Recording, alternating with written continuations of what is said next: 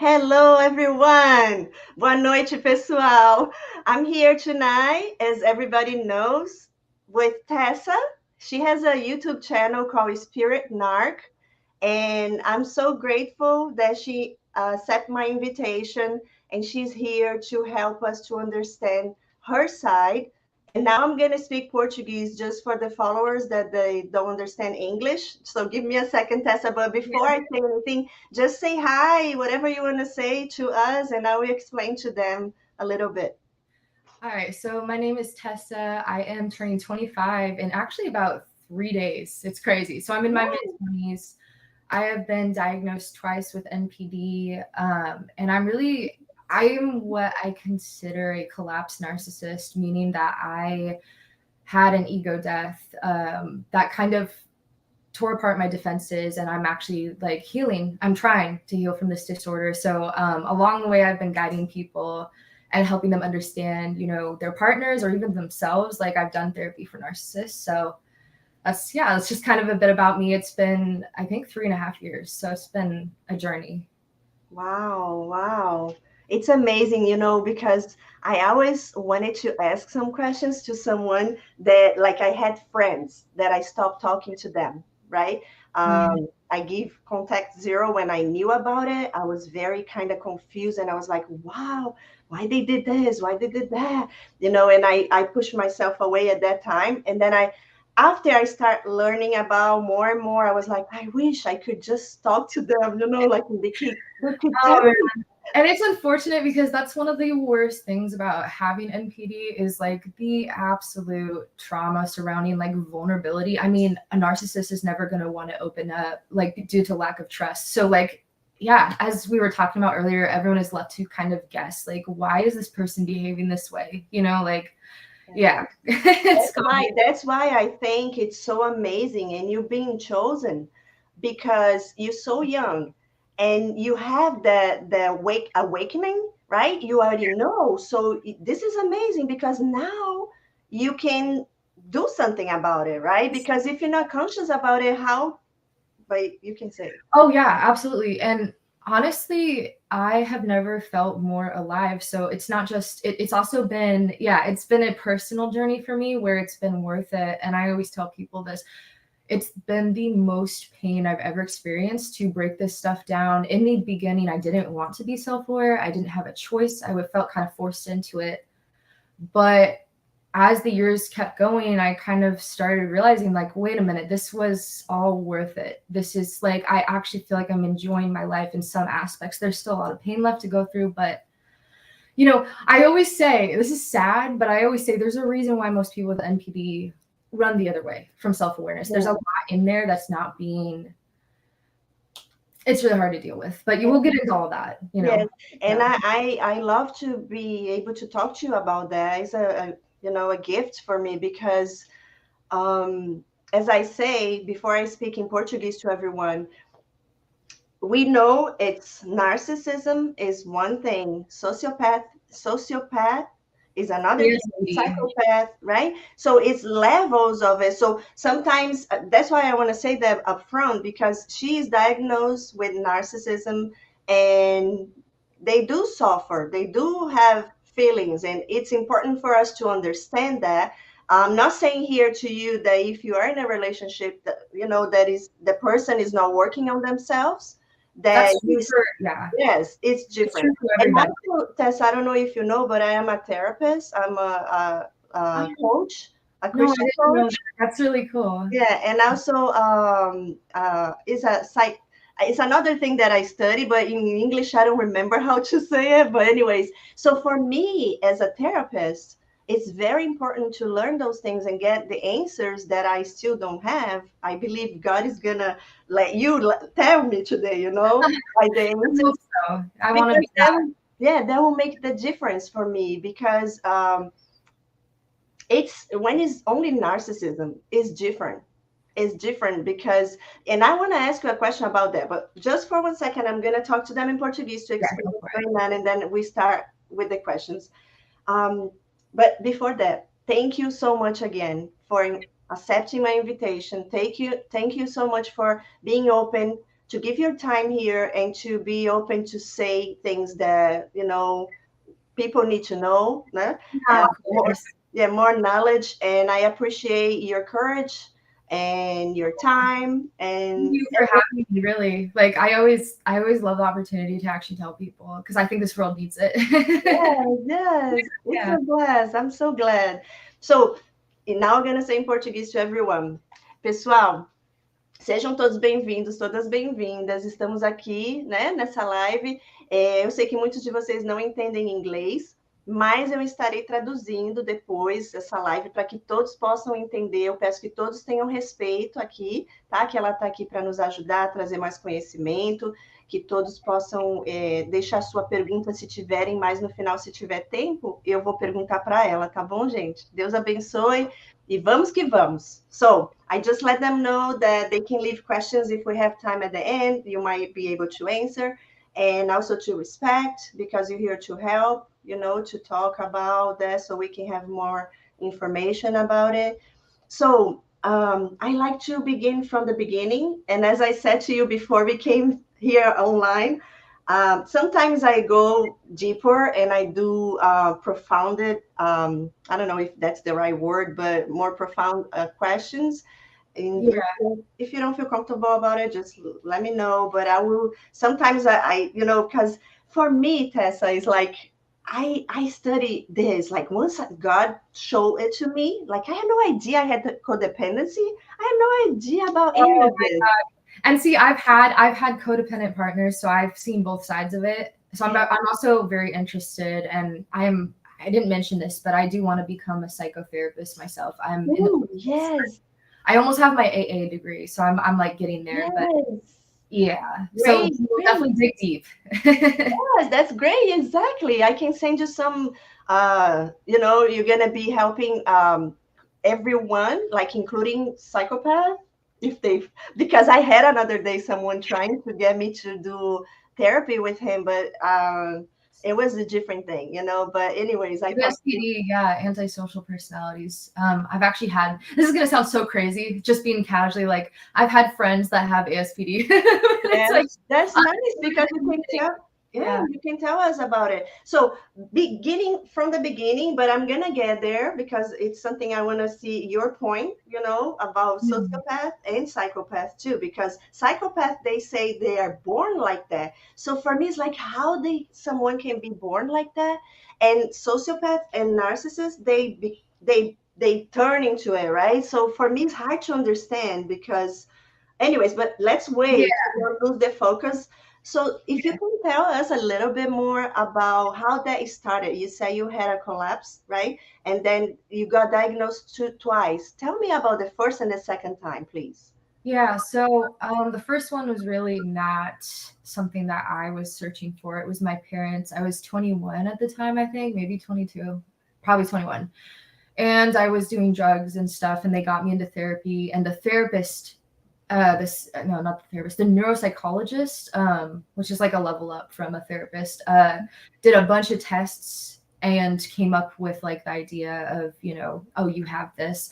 I didn't want to listen.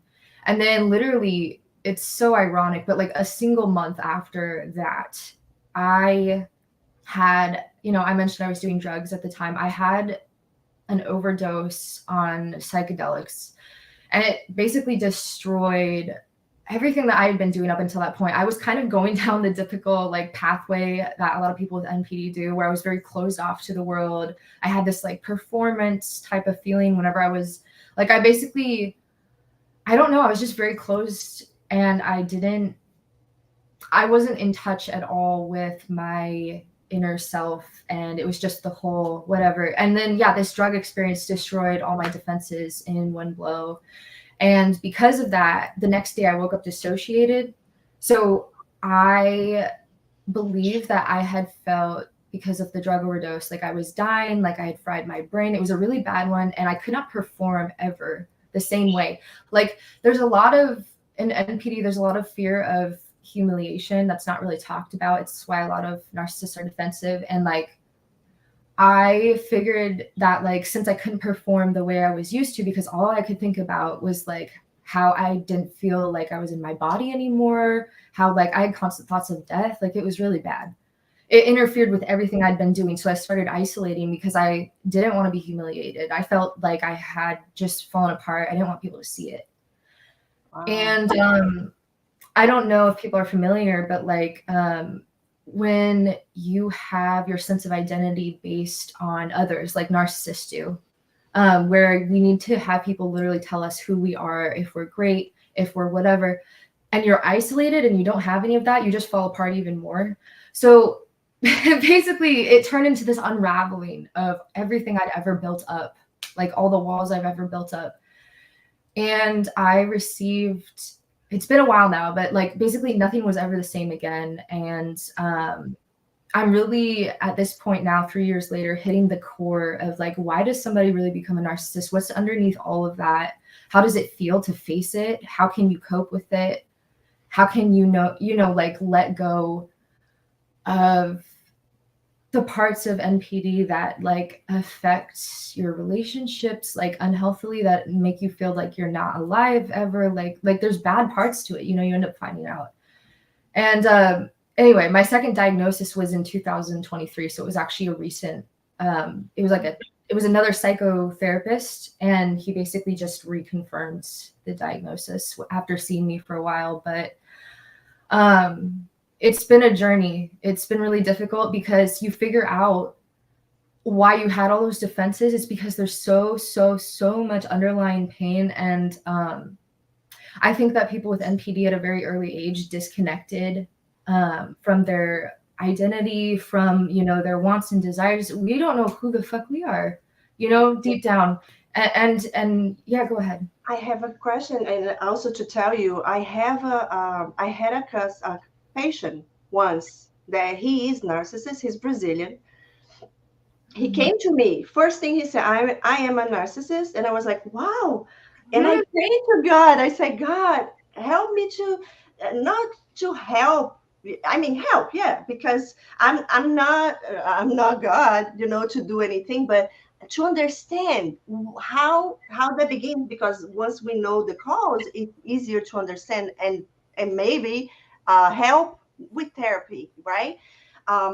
So this patient, he told me a little bit what happened to him. He was always listening from his mom that he was fat. He was nobody would love him because he was fat and things like that.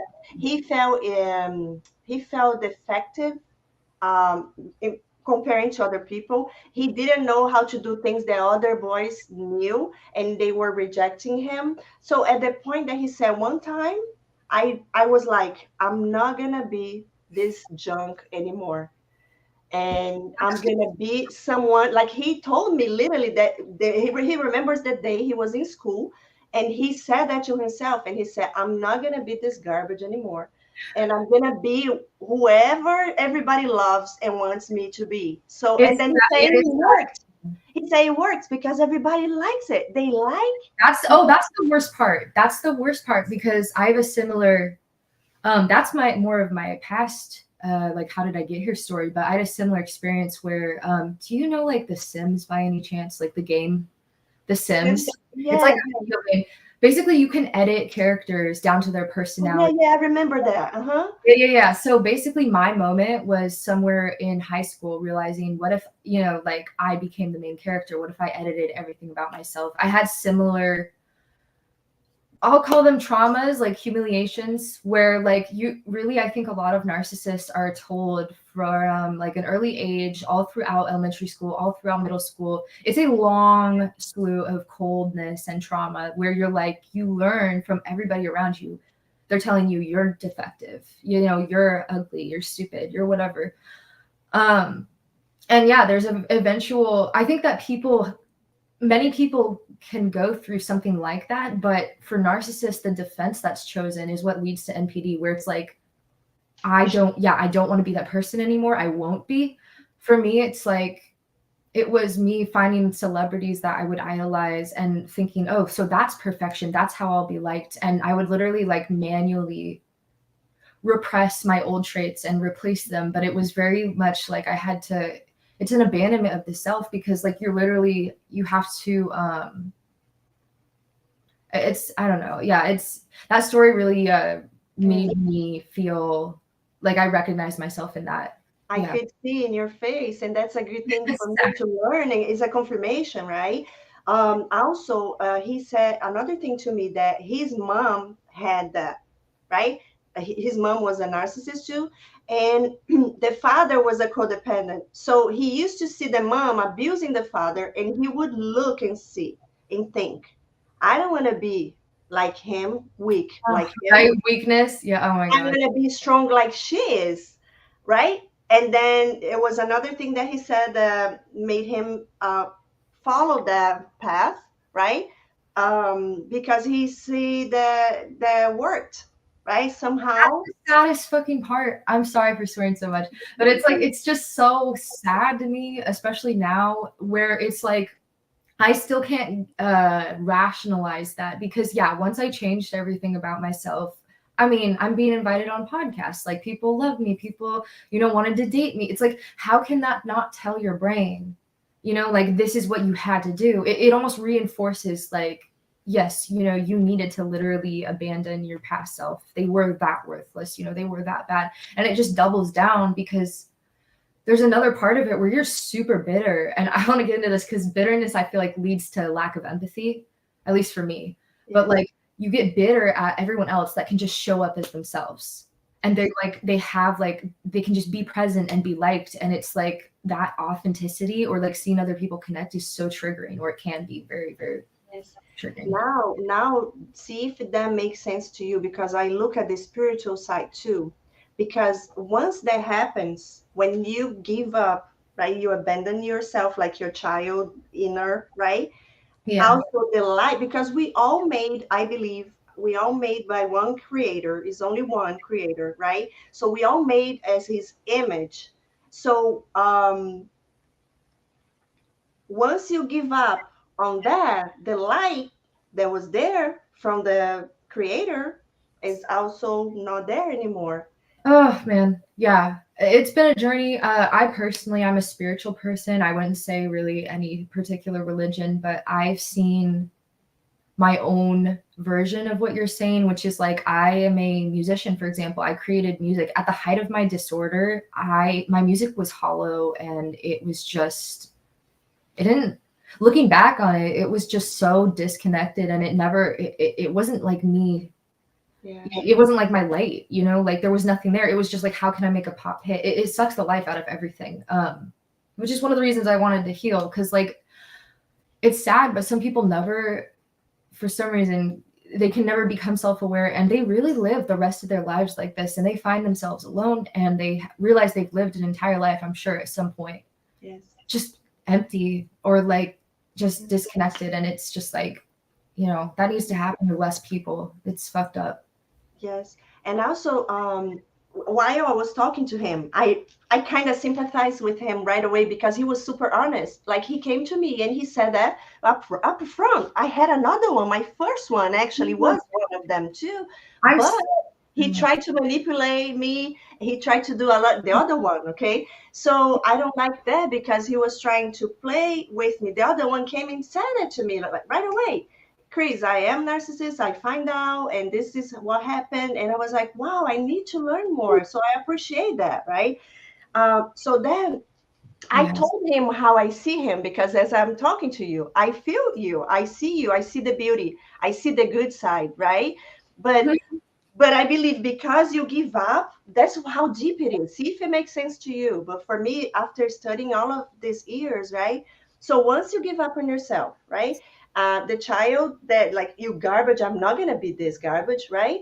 So the child is there, help me, desperate, like, help me, help me. But you don't want to touch, you don't get close to that child, because you're gonna have to face what you thought was a garbage, but it wasn't a garbage. Never. I don't know. I'm still split.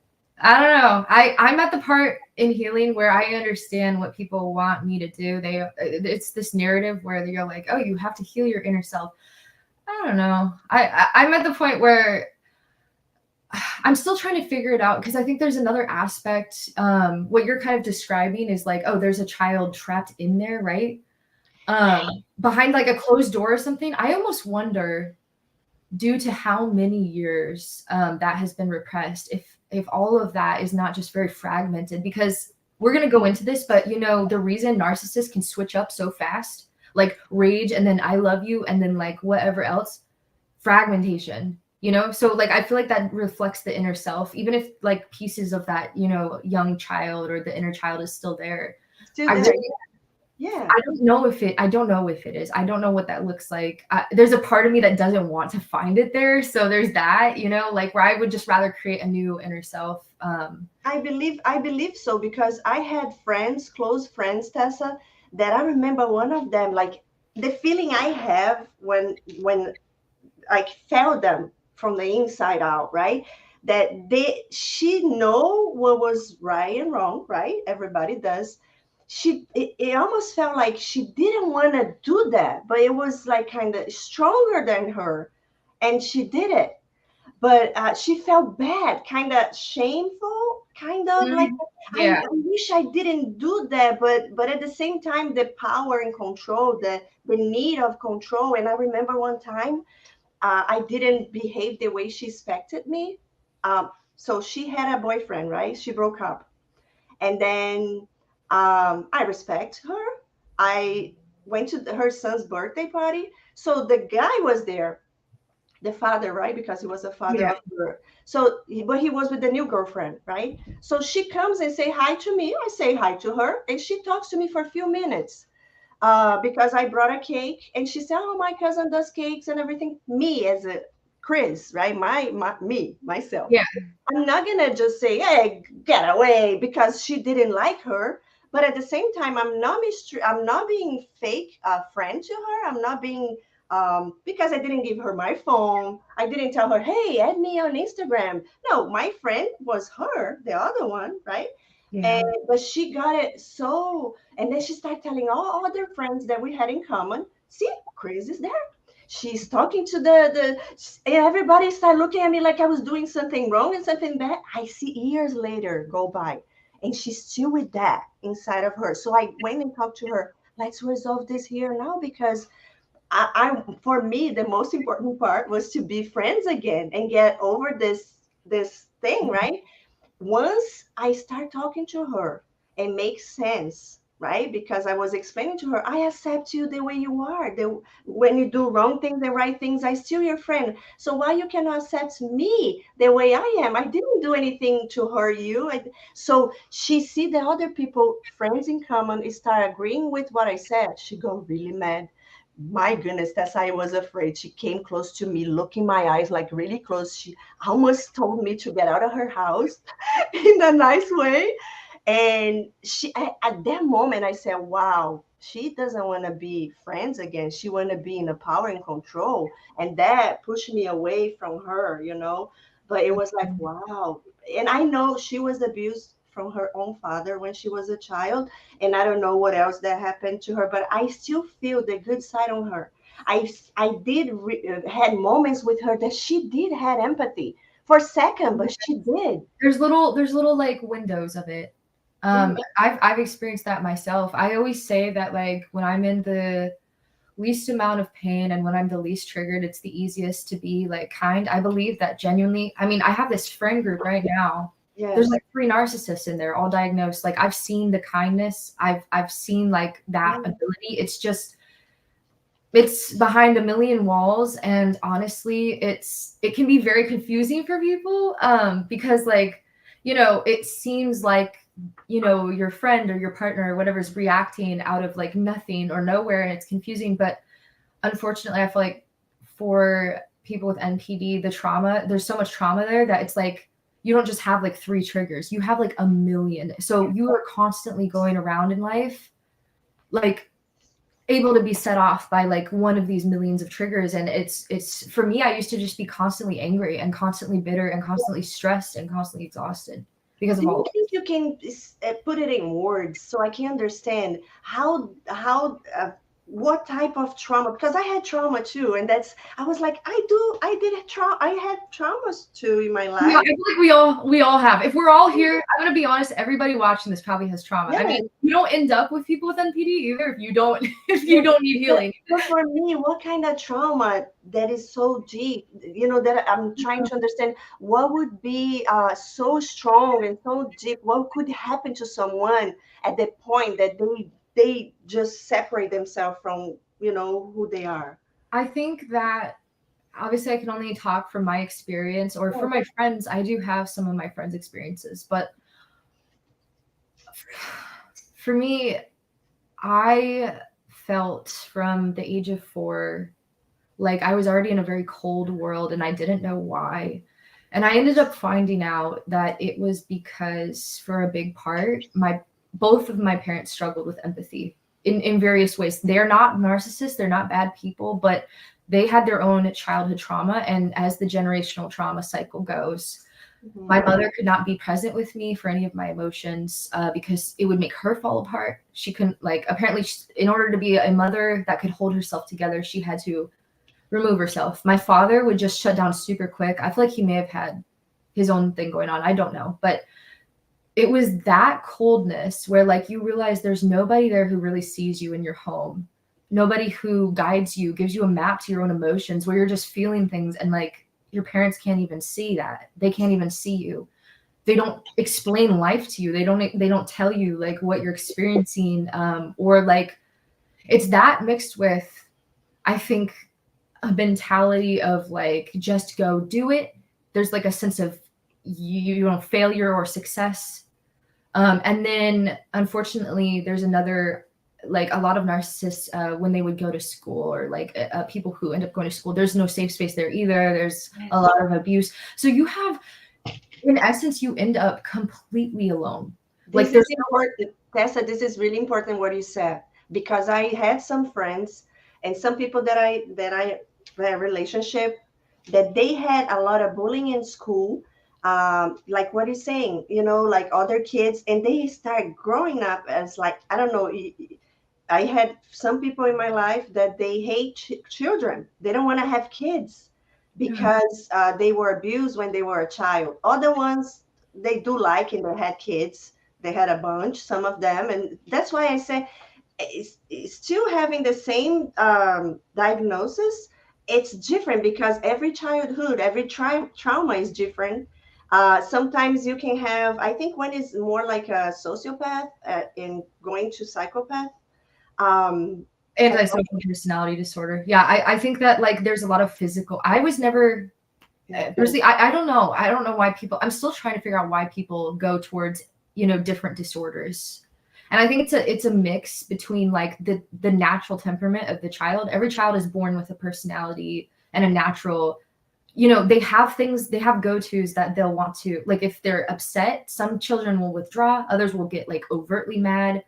Others will try to whine or whatever. That's the natural defense mechanism in each child. And that plus the type of trauma plus how long, it can end up in an assortment of things. Yes. And yeah, for people with NPD, I really feel there is a sense of I am alone. There is nobody coming. There is no parent. There's no guardian. There's no sibling. There's no peers that understand. Nobody. In the end, you only have yourself. And that's when it kind of sets in where you're I only have me.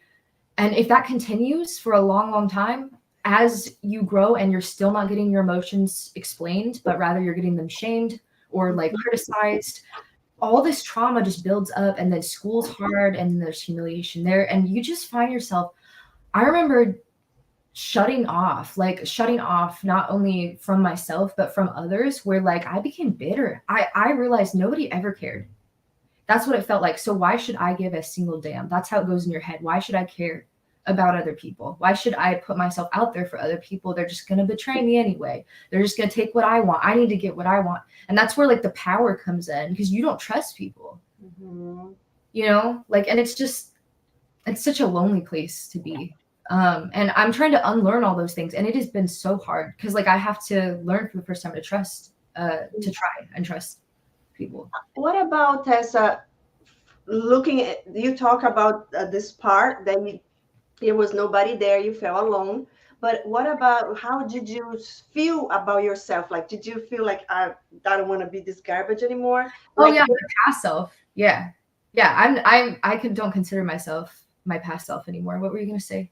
Sorry. yeah, no, I want to understand that part. If you can explain to me a little bit more, how did you?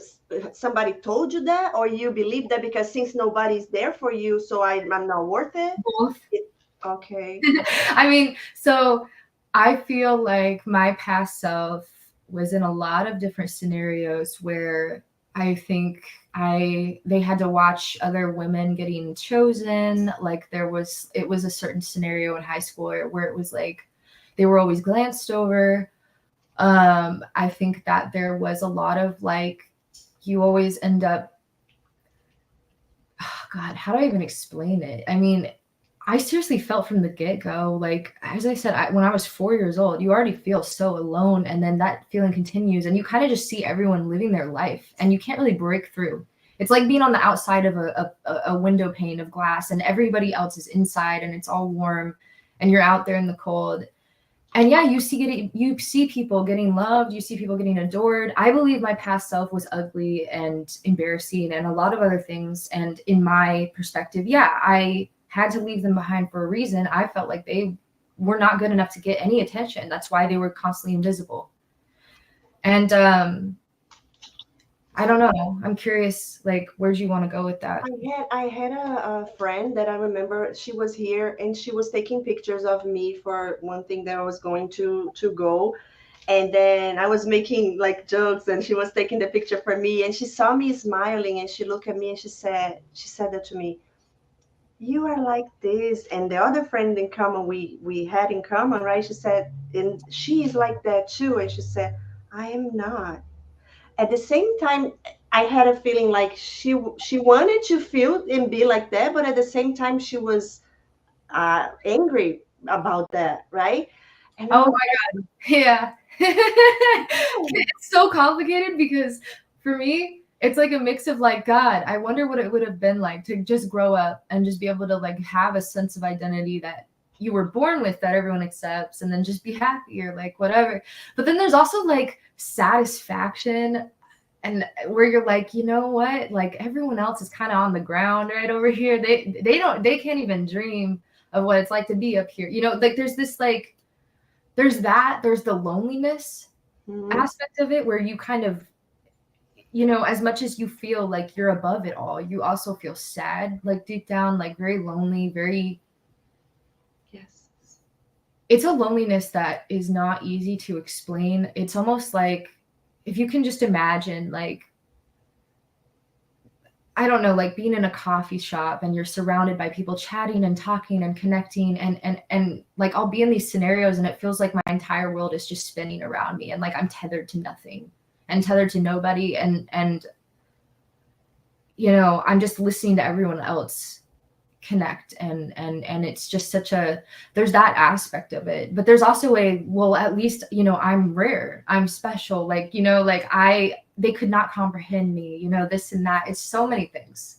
I It's so know. confusing. And That's that's why just this is a protection, right? That you need to, otherwise, because when you start thinking like that, you start going to the vulnerable place.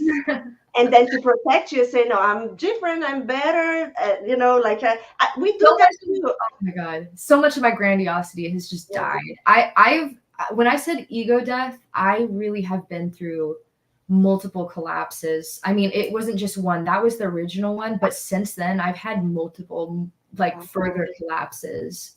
Tell me a little bit more about that, Tessa. Like, what kind of drug you say you used to use? I never heard about it.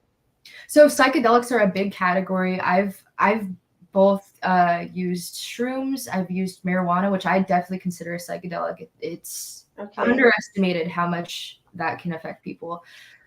But that's not even what caused all of my collapses. I mean, I actually ended up taking shrooms as well, and I've done 30 plus shroom What is trips. that? Is it? It's like mushrooms, like Oh yeah, I had a boyfriend in Brazil that he used that. Oh my gosh. oh man, He they're life told me, changing. no, he told me this is hallucinogen. How you call It that? is. Yeah, It's a he hard. told me let me tell you that because I freaked out. He said, "Let's go to my place. It's another city." I said, "Okay." So here I go, meet him, his parents. So his parents went to the neighbor's house and he got the mushroom, right? He's cooking in the kitchen, but he told me before that he used, and he look at people's face and see monsters. Monsters of them. And I said, "Are you crazy?" When he told me he was doing it, you know what I did? He almost killed me. I throw it out. I almost burned my hand. I got the whole pan from the stove Oh, and I throw no. it on the kitchen.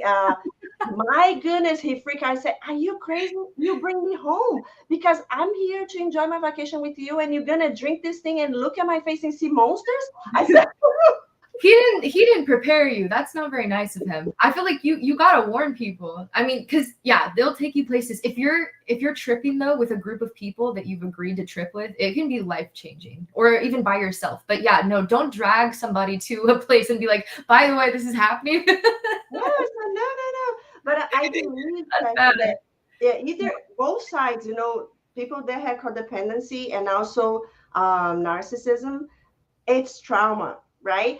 And they both kind of don't have their identity because the codependent give away themselves to be who the other person wants them to be, and the narcissist they give them The flip side. they abandon themselves because they believe they are nothing, right? Um, Yeah. but I had addiction too. I used to smoke cigarette. I did use few other drugs too, but only cigarette was the biggest one. And I find out later on I had addiction with games. Oh my gosh, I go to casino and forget about it. I can stay sleep there and don't remember because I forgot about the things that was kind of I had no idea. So after having friendships with people with the Yeah. personality disorder. And since my childhood, right? It was one day I was like, what is this? And then I say God revealed to me because it's something I would never knew if it wasn't him showing to me, this is it, go on YouTube. And he showed me videos there. This is how I find out. That's how God showed it to me. So then I was like, I love those people. Why? Trauma, okay, but I had trauma too. So, but It's like two different. I agree with you because like I've seen codependency, the side of it where like my partners in the past have had it, and I think it's really a flip side, like two different ways of dealing with a loss of identity and of self and of safety. And I find it really fascinating. I really do, because I've had codependent people say things that I'm like, I relate to that. And of course, a lot of them don't want to ever relate to a narcissist. We're like, we are separate. No, it's like hard for people. yeah, But I would say that, yeah, it's a struggle with identity for both sides. And that I almost think, I wonder if you will relate to this, but there's a fantasy proneness where like, projection. We wanted to go over the terms, like a lot of like the projection that people with NPD do.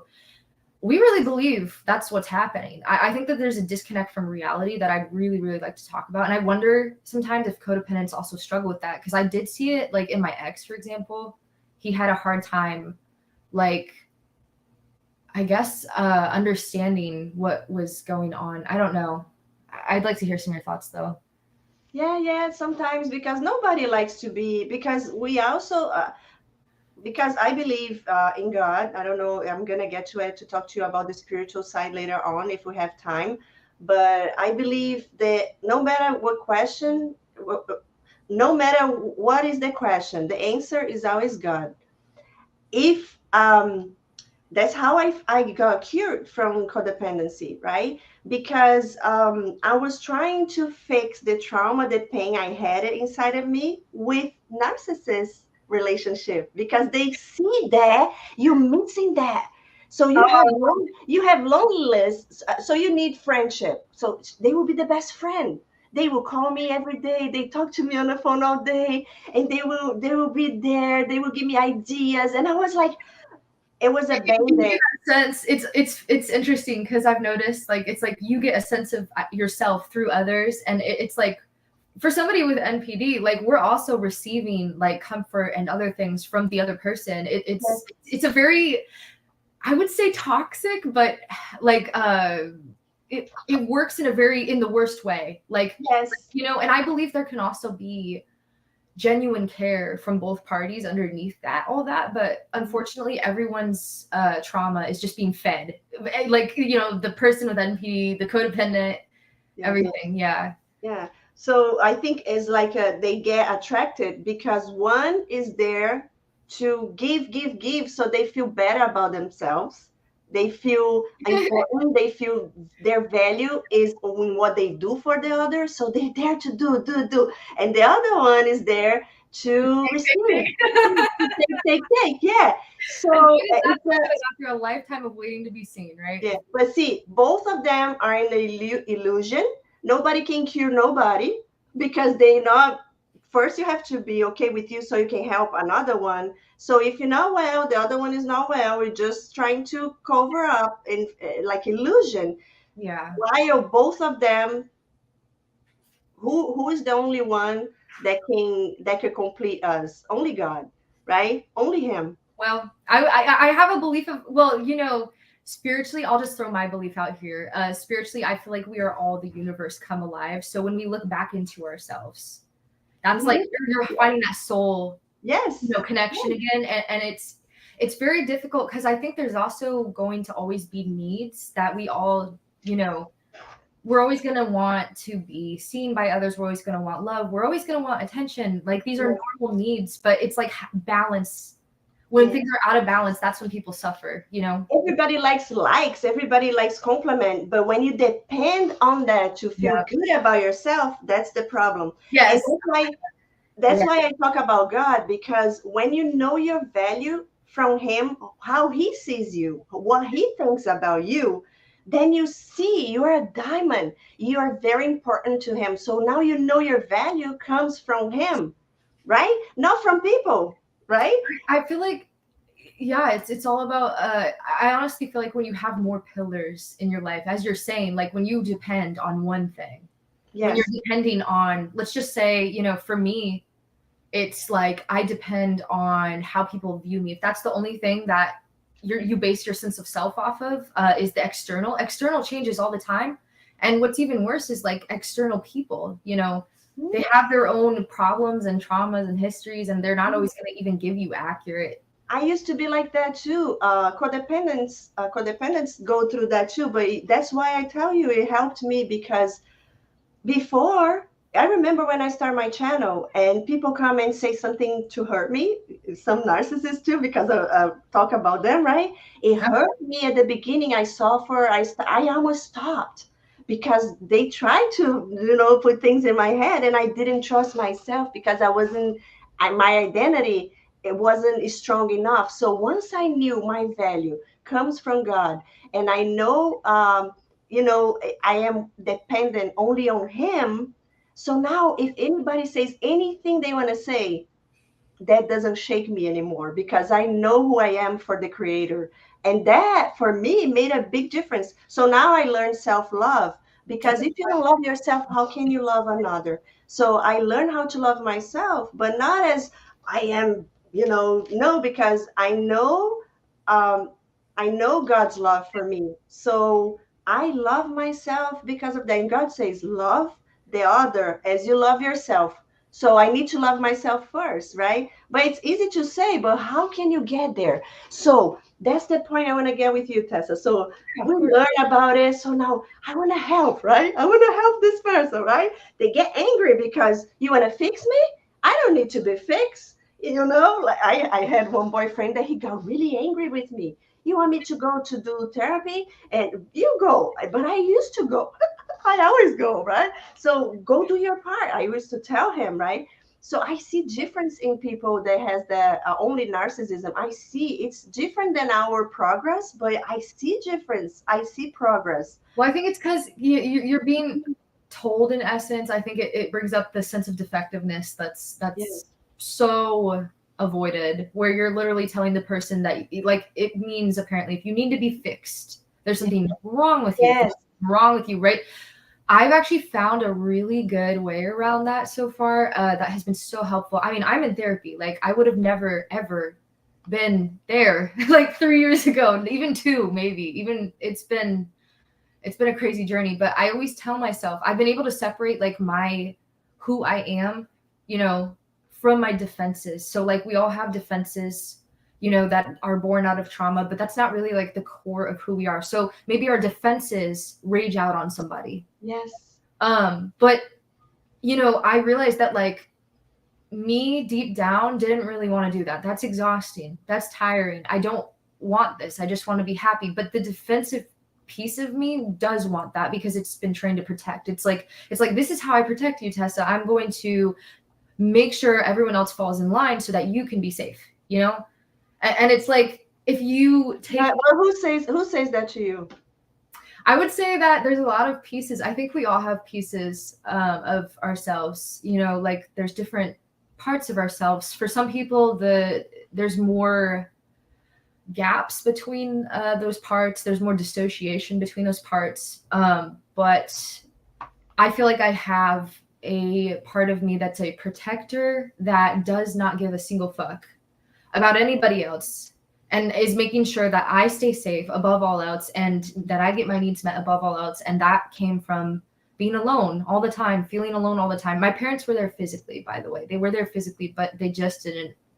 There were a lot of ways in which I still felt alone. So that piece of me became really strong. And it's this piece that like if I think I have heard an insult from somebody, I'm going to make sure that their view of me is corrected, you know, so that I can feel okay in myself. Or like if I, you know, feel like I'm threatened or in danger at all, that piece of me will walk over everybody else. But having that, you know, out of balance has caused a lot of problems for me. And it takes away the shame when you say that's a defense piece. Like it's not like, you know, we're all covered by these layers. And I feel like the soul that we all have inside, that is not the piece to shame, you know, like it takes away of like, I'm trying to think of how to say this. It's like I've learned to say, you know what, my defenses were very hurtful today. You know, that doesn't mean that I am a bad person. It means that my defenses were trying to protect me. They did it in such a harsh way. How can I get them to be softer so that I can actually get the things I want? Like, you know, perhaps like relationships I actually want to care about deep down. And there's a lot of layers there. Like you have to actually trust a person to let them in, but you know, we'll get there. You know, what I'm trying to say is like, it takes away so much shame, to separate that from who you are, to give yourself forgiveness, to give yourself a chance to like, you know, not, you know, it takes away the fear of being blamed a lot as well, because you're like, I hope that makes sense. Yes. Also, this patient that I was telling you, it was interesting because we were talking. I want to know the answers, you know, making questions. And then he said to me, when I see somebody suffering for me, I feel special. I feel like, wow, I exist. I am important because that person is suffering because I'm leaving or because they don't have me there anymore, right? Oh God. But Woo, that's something. he was really honest because he goes to the spiritual side and he knows that it's kind of evil in a way because I'm gonna get there. Why? Because he said to me, but then I asked him this. I said, hey, but wait a minute. If that's what you're looking for, when you get us, right, to be in love with you, right? After the love bombing, we are there. We give you gifts. We do everything. You don't feel special.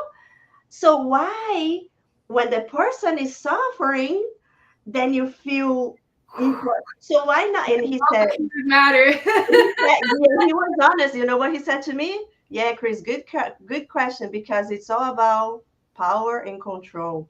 Well, I mean, not about, but what he meant to say in that situation, because it makes sense, right? Why don't you feel like that when we are giving? I think there's a lot of pieces to it. I mean, I have my own opinions. I think that honestly, okay, so God, there's so many places we could start with. What do you give me like a question again, like so I can like answer more directly, because that was a lot of things that I want to kind of talk about? Like, should we start with the topic of love bombing? Should we start with Yes. I was talking to love you bombing? To before we me, started here. So like let's do like a let's talk about the phases. So when you get to know someone, to be able to see at your point, right? At your side, how you think, how you act.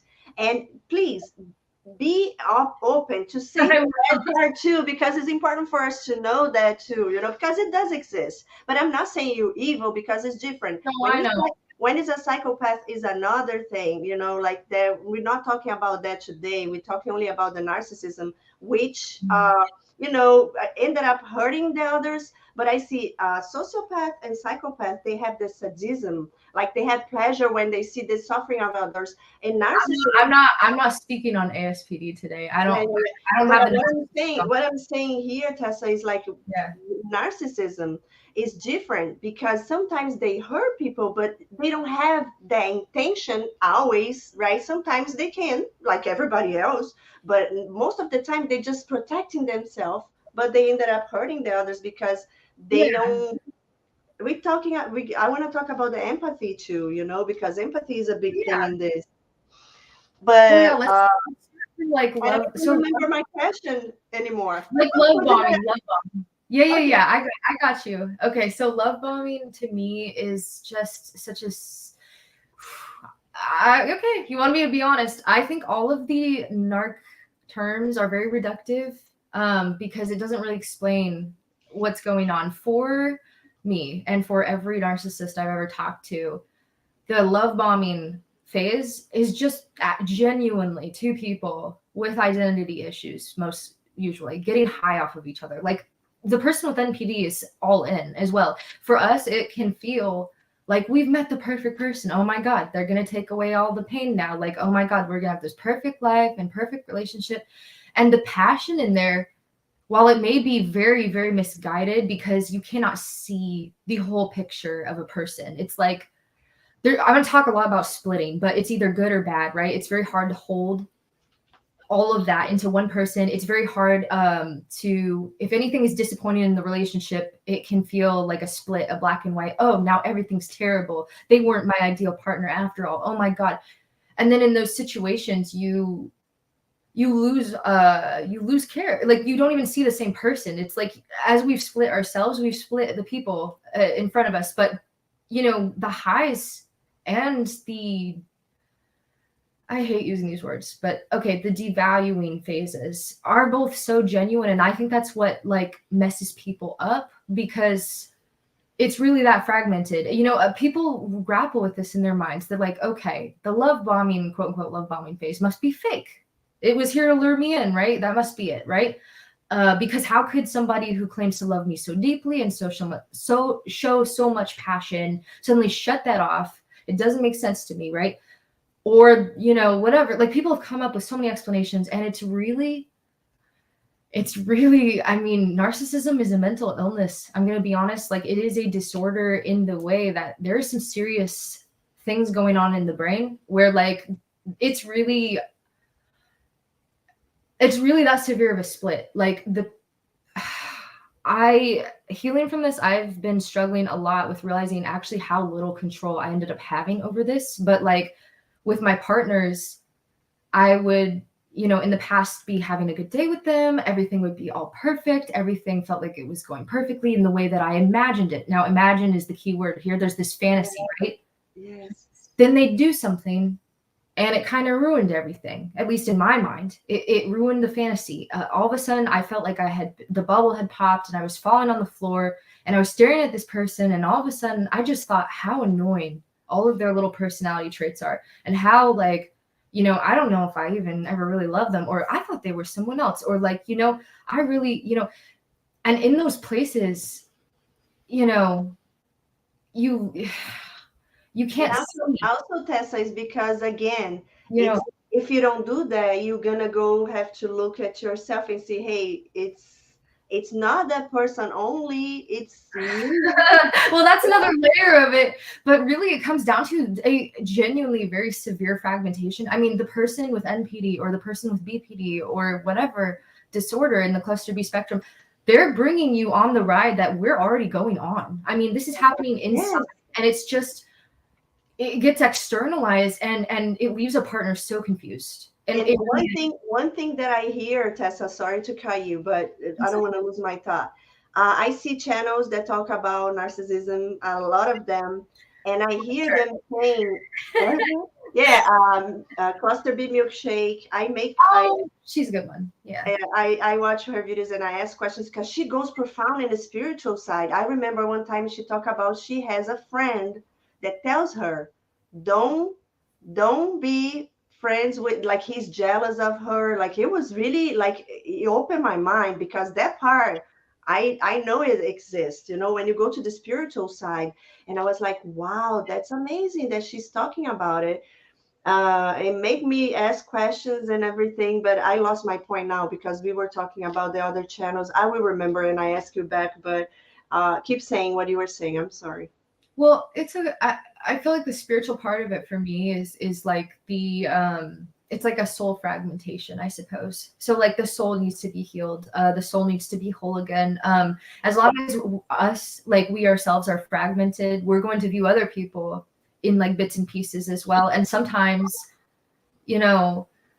that makes it very difficult to love a person unconditionally. I almost said conditionally. That was a slip. I remember what I was gonna say, Tessa. So it's because you are like, right, I cannot be happy like that. So you're talking about this part that bringing us to your world, right, where you already are. So I'm not like you. I cannot have joy like you. So I'm gonna take it away from you, so you can feel what I feel. I'm not gonna suffer by myself. I want you to feel every day what I feel every day, right?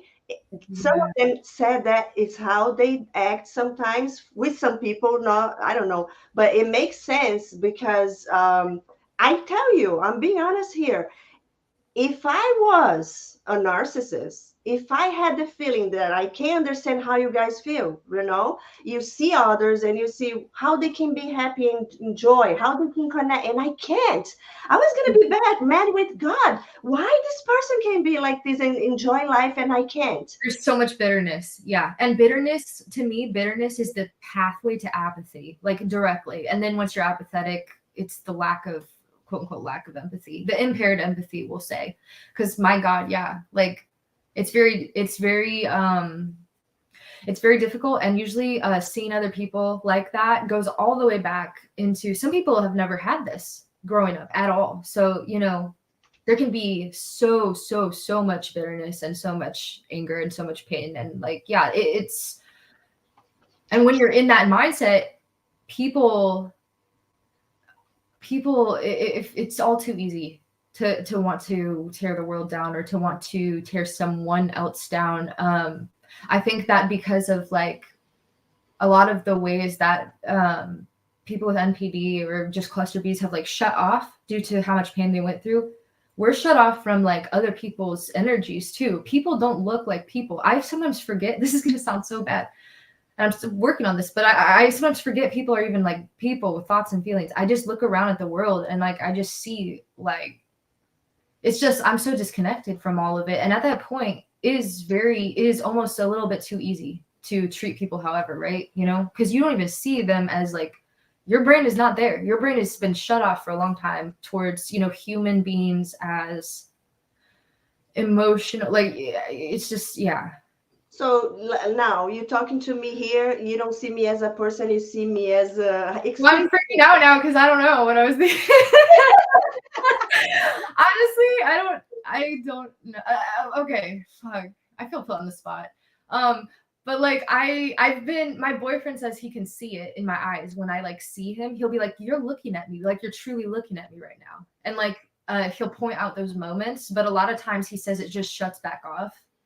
And I think it's protective, but I think that it's very easy to act from that place, like when you're not in tune with other people, where it's just like, oh, you're very removed from how other people might be affected. I talked to one guy that I had a relationship that he's narcissist, and he told to me once, everybody has empathy, but some people choose not to have it. Oh, the word choice is a rough word to use there. quote back. I'm gonna throw a quote back.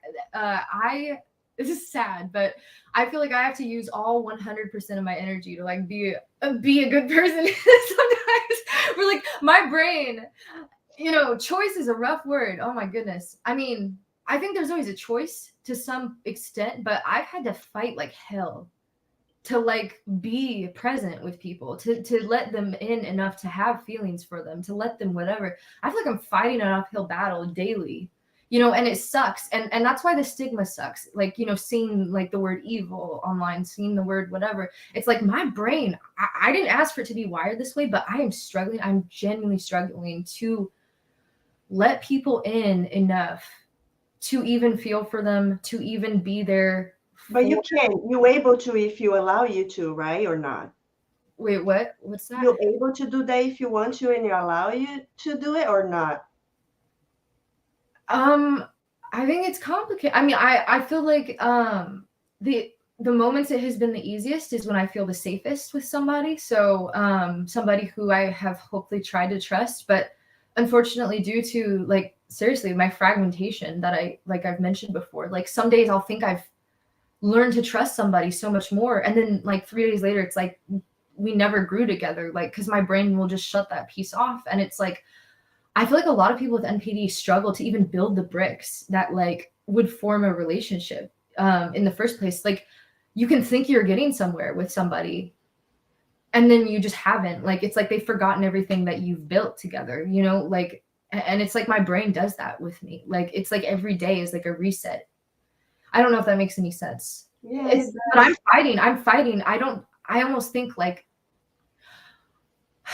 I think that for any narcissist that chooses to be self-aware or chooses to do this fight, it is the bravest and most difficult thing I've ever seen. And I am so proud of them because like, oh my God, they are fighting so much. They really are, and it's hard because like I do sessions with people, like I'm kind of, I don't have my degree yet, so I don't say I'm a clinical therapist, but I give coaching sessions to people. Yes. And I've seen people with partners with NPD and their partners are clearly trying, but they keep slipping back into their old patterns. And so many people's mentality right now is that, oh, well, the person with NPD just isn't, they must not be trying at all. They're just being selfish. They're just like getting their way. They're just doing whatever. And I'm like, genuinely, it's been my experience that even with my entire being set on healing, I have to fight daily to like even, I don't know, to not be incredibly symptomatic, including rageful, apathetic, bitter, angry, disconnected from my emotions, disconnected from others' emotions. Like there's a whole list there. It's a fight. It's a fight more than just whenever I hear the word choice, I imagine somebody just being like, I just choose not to empathize today. I'm not in the mood. It's like, I feel like life is a lot more complicated than that with this disorder. I feel like some days you're so fucked because you wake up and maybe you had a nightmare that brought some shit up and you're already shut off to the world, and then your partner wants something from you and you're like, you know what, fuck you. But like you're already like super, super apathetic. And what sucks about apathy is that number one, it's a defense that we didn't ask for. And number two, when you're in apathy, you can't even care about being apathetic. Like where do you go from there? It's like a trap, like it's, I don't know if that makes any sense. Yeah, it's just hard to understand because it's so much deeper than that. But is anybody else in your family that got diagnosed with that? You have brothers and sisters? I have two younger brothers. Oh God, they're not. So my youngest brother is in high school, and I think he's the least traumatized of all of us, honestly. My middle brother is having a really hard time. And I know it's not even my place to go into that, but he has not been diagnosed with anything, but he's already showing signs of something. And some of them I recognize, so I don't really know where his path is, but there's a lot of trauma. There's a lot of generational trauma in my family. Your parents, they said they were not diagnosed. What about the grandparents on both sides? Do you know if any of them had any? It's only suspected, but my mother's father Mm-hmm. He showed a lot of signs of NPD. I don't know if he had it. He also was diagnosed bipolar, but unfortunately, bipolar is the most misdiagnosed thing. Yes. You know, along with ADHD. I mean, like, people don't even know what they're doing when they hand out these diagnoses. So we don't really know what was going on with him. Yes. But Exactly.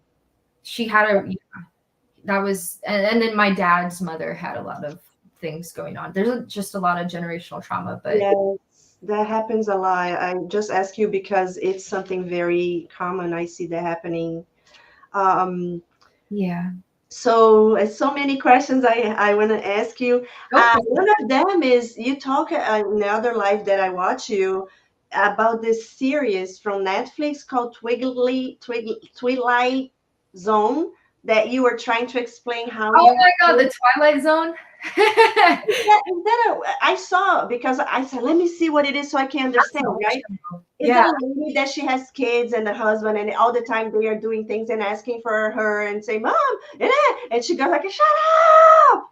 And then everybody stops, and they like she says stop. She has some necklace that she controls the things around, and they just stop, and she's is that it?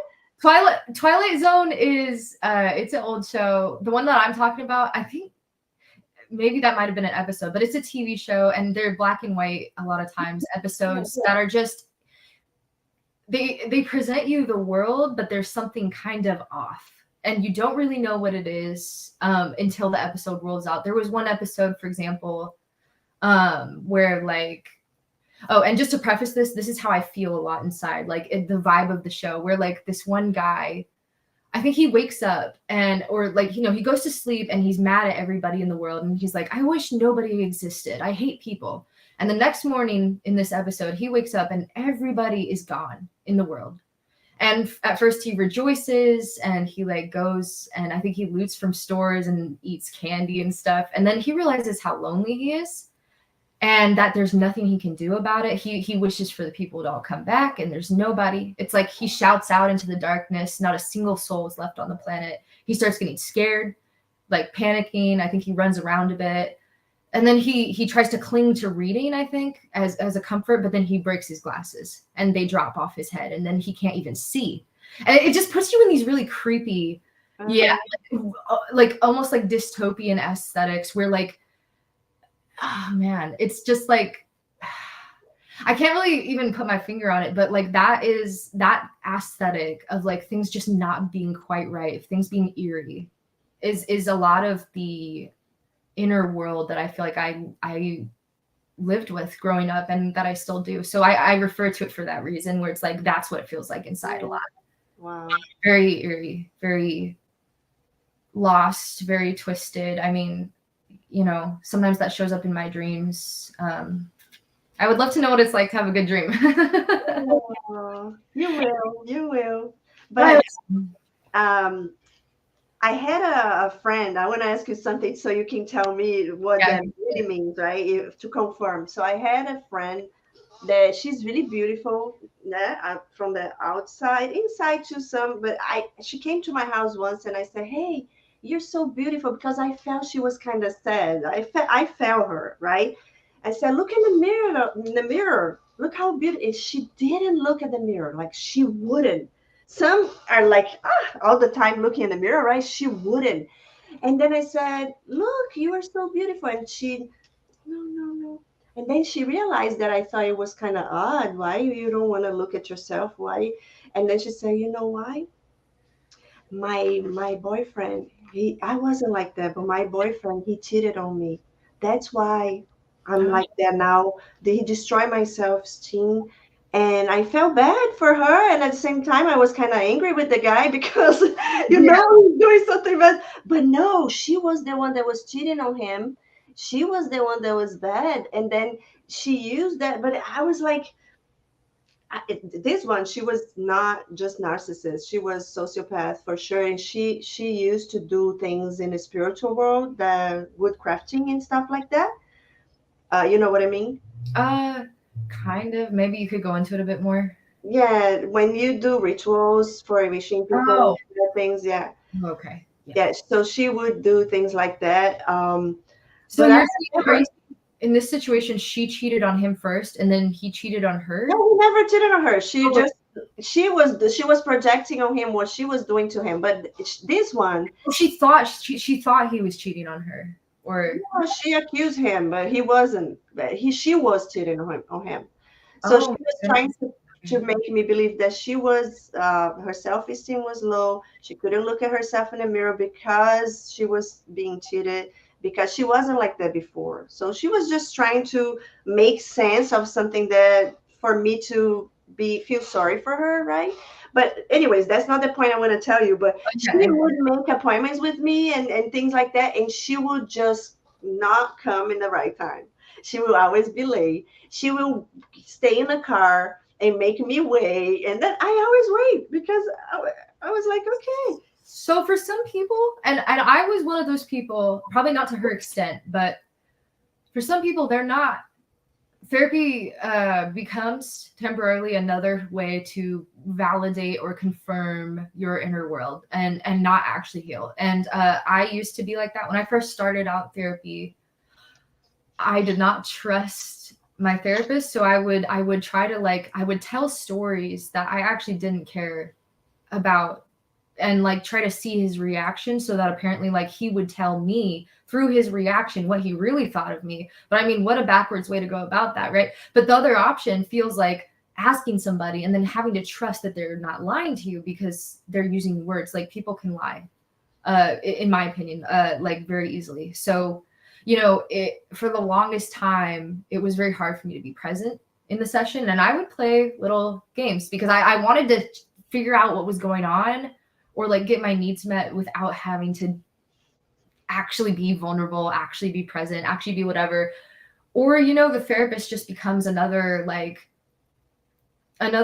to confirm or validate some aspect of the self. Who knows why? For example, she would wait in the car to be late, I don't know what she was getting out of that, but it must have been something to make her feel better. I don't know what it was. What I feel is she wanted to make me feel not important, not special, to give me rejection, some kind of support. But it didn't work because for me, it's if something doesn't happen, it's because God didn't want it to happen. Because it's always, I believe, if everything happens for a reason.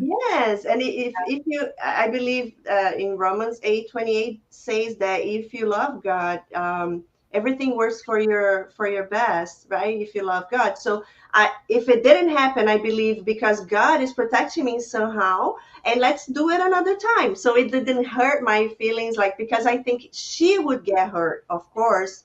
If I would do that to her or get late, she would feel like, oh, I'm not special because of the ego. So maybe she thought, because when I feel something and I believe in something, I think the other person will feel the same way.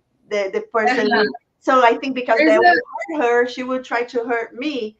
And and let me take it a step deeper, just cause let's go down that road. I wonder if it's not even just feeling special as much as it's scary straight up to show up to a session and open up. And there's a million ways people can avoid that. And one of the worst fears of people with NPD is usually vulnerability, because it sends your brain in a tailspin, because we've been taught a lot that your real self, your real feelings, your real whatever is pathetic and weak. So if you show up, what if the therapist thinks you're pathetic and weak? What if you think you're pathetic and weak? What if you find something about yourself that you've been repressing deep down that you hoped wasn't there anymore, and suddenly it's there again? Self-discovery is the most fucking scary thing to do as somebody with NPD. It's I believe. Oh, yeah. Yeah. So there's a million and one ways to avoid actually facing yourself, and people will yes, perpetrate them or whatever. And I think that, as I said, this is why I feel like it's one of the bravest things to actually genuinely face this stuff. And from what I've found, there has not really been I think there's like a fear that a lot of people with NPD have, that they're going to just lose control and suddenly like they will not be able to, they won't know who they are anymore. Like they'll just have this total breakdown if they lose it, like all their defenses, or like that their emotions will overtake them. Cause you know, emotions are scary things, right? Like how can you control your presentation if emotions are getting in the way? Like what if that shows on your face? What if people see that? What if people see that inner whatever? It's scary shit. It's really scary. And I think that's why a lot of people with NPD either drop out early from therapy or just don't show up because they don't Yes, even want to go down. exactly. They don't That's even, true. yeah. Yeah, that patient I told you, he came, I think, 3 times and then he never came back. But it was good yeah. enough. It was good enough for me to learn something. I'm grateful for it. We still talk here and there, but No, not doing therapy, just as a friend. But yeah. yeah, It's hard. And I feel like, I don't know. I feel like a lot of times I would have run away. I feel like the universe has put me on a really special path because like I wasn't allowed to run away. Like every time I said, no, I don't want to look inside myself. Like the universe would throw something in my path to basically like cause me another collapse. And then I would have to look at myself. yeah, And I didn't have an option. yeah. And I guess like whatever force of nature's out there watching all of us kind of knew I could handle it. So, you know, I was put through that for a reason. And I feel like I would love to teach people with NPD. It's not as scary Yes. as you may think. You're already doing it. You're already doing it. Yes, and it's great because I wasn't, I said I was so glad. I am so glad to be here with you. And I appreciate that because it's a chance for me to ask questions that I never could for the friends I had. And because they are not aware, they didn't allow themselves yet. And as you just said, maybe it's not about their choice. Maybe it's only God choosing here, this is your moment. So because you had that circumstance, how many times before, maybe because we all have circumstances in our life every day, right? Is one person saying something that will make, but you go, no, no, no. It's another day you see a movie or a situation in the family and you go like, no, no, no, no, no. And but with this was to the bottom, right? It got you to the point that you couldn't, right? You And couldn't run away. And here's the thing that's so sad is that I think that it's either way that you look at it, it's going to be really, really difficult for all these people with NPD. I either say there's like two options here. You either fight so hard to run away for the rest of your life, whether through drugs or you know, just not taking a look, not wanting to dig, not doing whatever, and you're going to live in the Twilight Zone of this disorder. Yeah, it will never end, right? You're going to die. Like it is a sad. There's good parts. I feel like there's good parts and bad parts to everything. I'm learning that. But like for NPD, I feel like there are things like the resilience, the strength, you know, the confidence that I think can be very genuine. There's a split in the self too.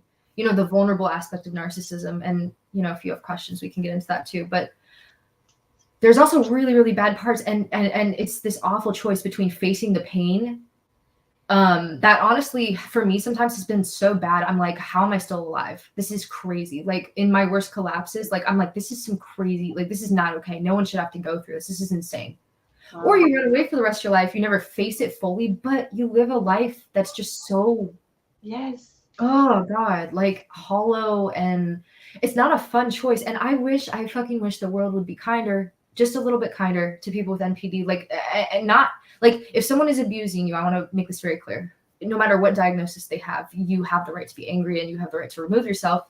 However, the view that we take, where we say evil rather than this person is a hurt person hurting people. yeah. When we I say, believe it's already happening, Tessa, because you opening yourself to do the other people, Brazilian people, they don't do that.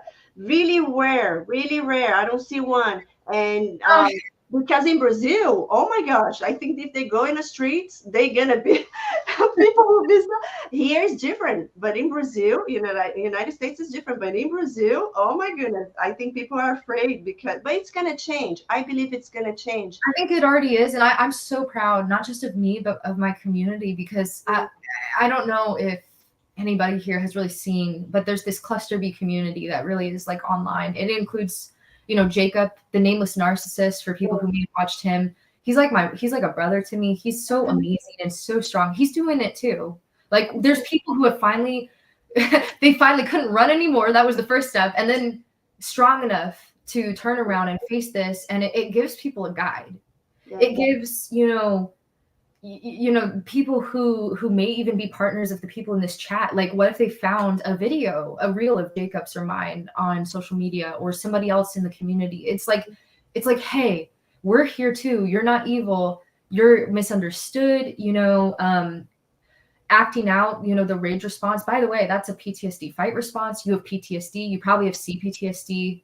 Can there's a space for you here. Come talk to me. And it gives the people it gives people a chance to have another like hope and path. And it's so needed, because so many narcissists, even self-aware ones, I'm not going to mention names, but there's people who have almost doubled down on their narcissism because they don't think there's a way out. They don't think there's a way out.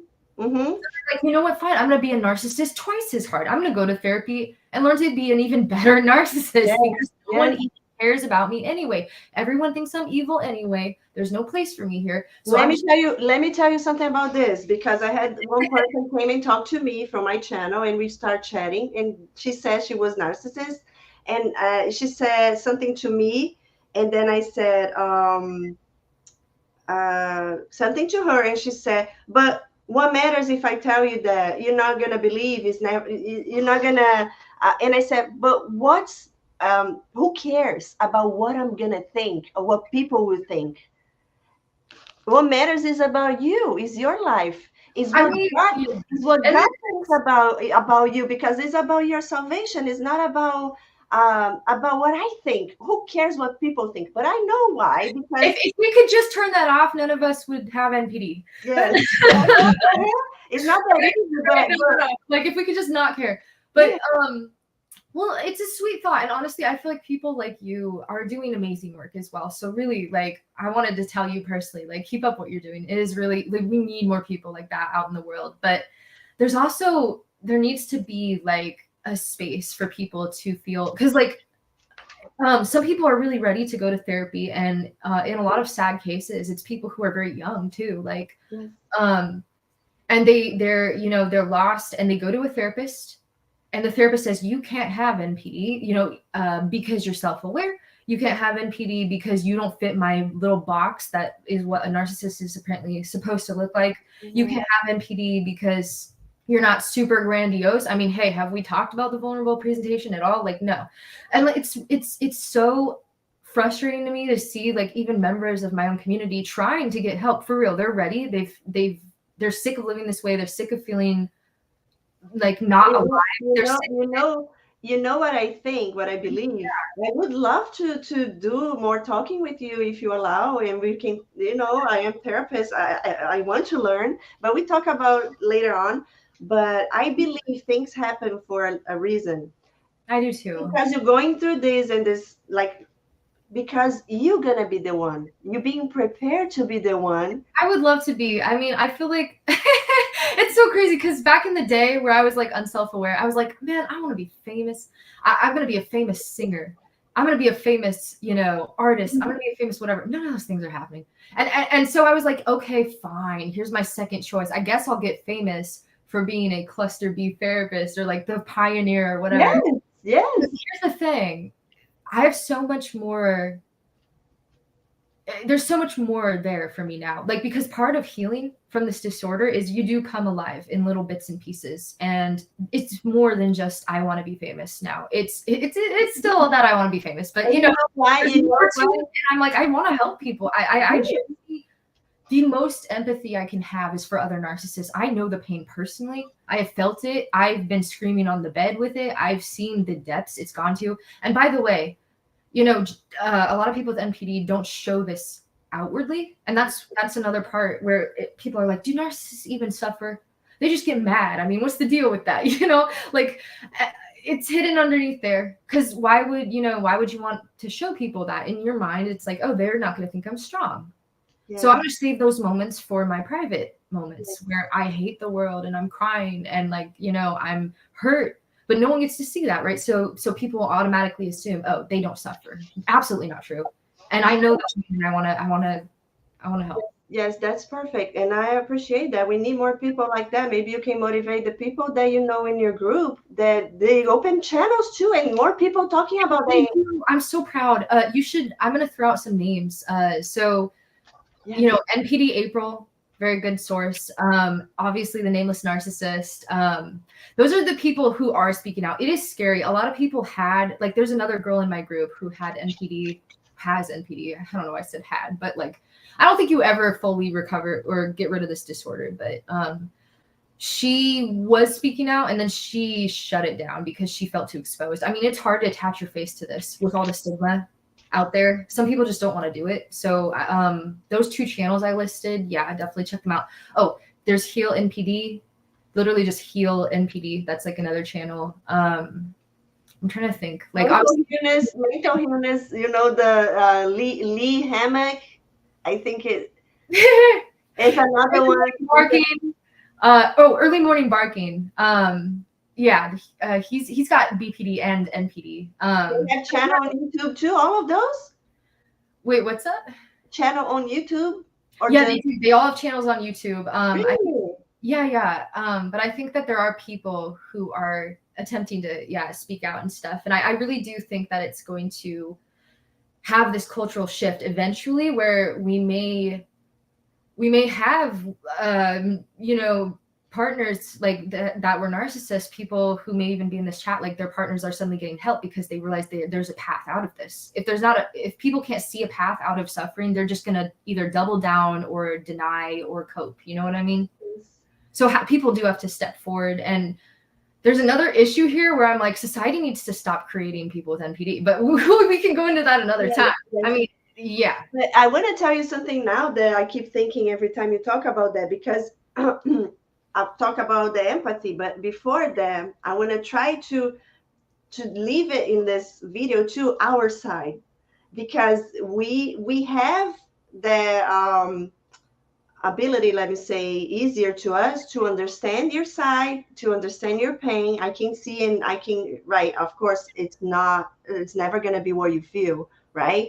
But I can understand a little bit what you're saying, and you know, but looking at our side now, okay, we get in a relationship and then the love bombing, and we have no idea what's going on in your head. Then you put a person that we have to be in the world you create, right? So now we don't know, but you manipulate. You manipulate. No, it's okay. Say it all. I won't judge. Yeah, when I say you, it's not you, but you know I've done shit in my day. Yeah. You know, the person you're there, so they manipulate you to love, appreciate, to give everything, to put in a pedestal, right? Everything seems to be fine, and then all of a sudden we don't even know what we did, and the person is like looking at the person. My ex, he was I believe he was a sociopath, right? So he would, like, I would cry for not knowing why. He would look in the girls in the front of me, like in the face of and I would go like, is he doing this? Like, I feel he was in purpose to make me feel nothing. I'm of the belief that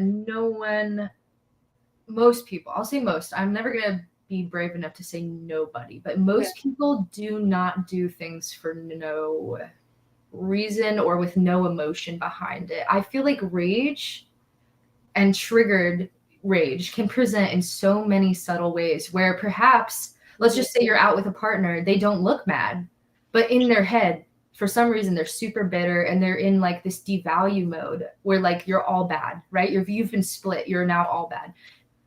They may check out people perhaps to make you jealous or to see, you know, is this person, instead of having to ask, you know, and be vulnerable and say, do you still love me? are we good? Instead, you can test it. How fun, right? I'm making light of this, but like, you can see, do they still want you by seeing, like, if you were to, stray over here, will they pull you back? Or, whatever. Or maybe, people can just get, I find it so hard to believe that people just do things out of nothing. I think being triggered is a lot of the cause of why people with cluster B disorders act out, whether it's silent rage or like overt rage. Silent rage, though, is hard to understand, huh? Because it's like you see it on the surface, but that person's mad. They're trying to trigger you because for some reason they feel triggered and hurt, and they can't tell you. They can't be vulnerable, Exactly. But that's the big thing, because now let's just make the big picture, right? Mm-hmm. The trauma was there. The person now is upset, is angry, and now the person that did that to you, right? The person that caused the problem, it's not me. So now I'm paying for it, because I know it's. I'm not saying that it's a valid. Okay, not valid. I'm not saying it's a healthy way to respond, but I think that it is a attempt to get needs met without being vulnerable, because you don't have to really have a heart-to-heart discussion with your partner.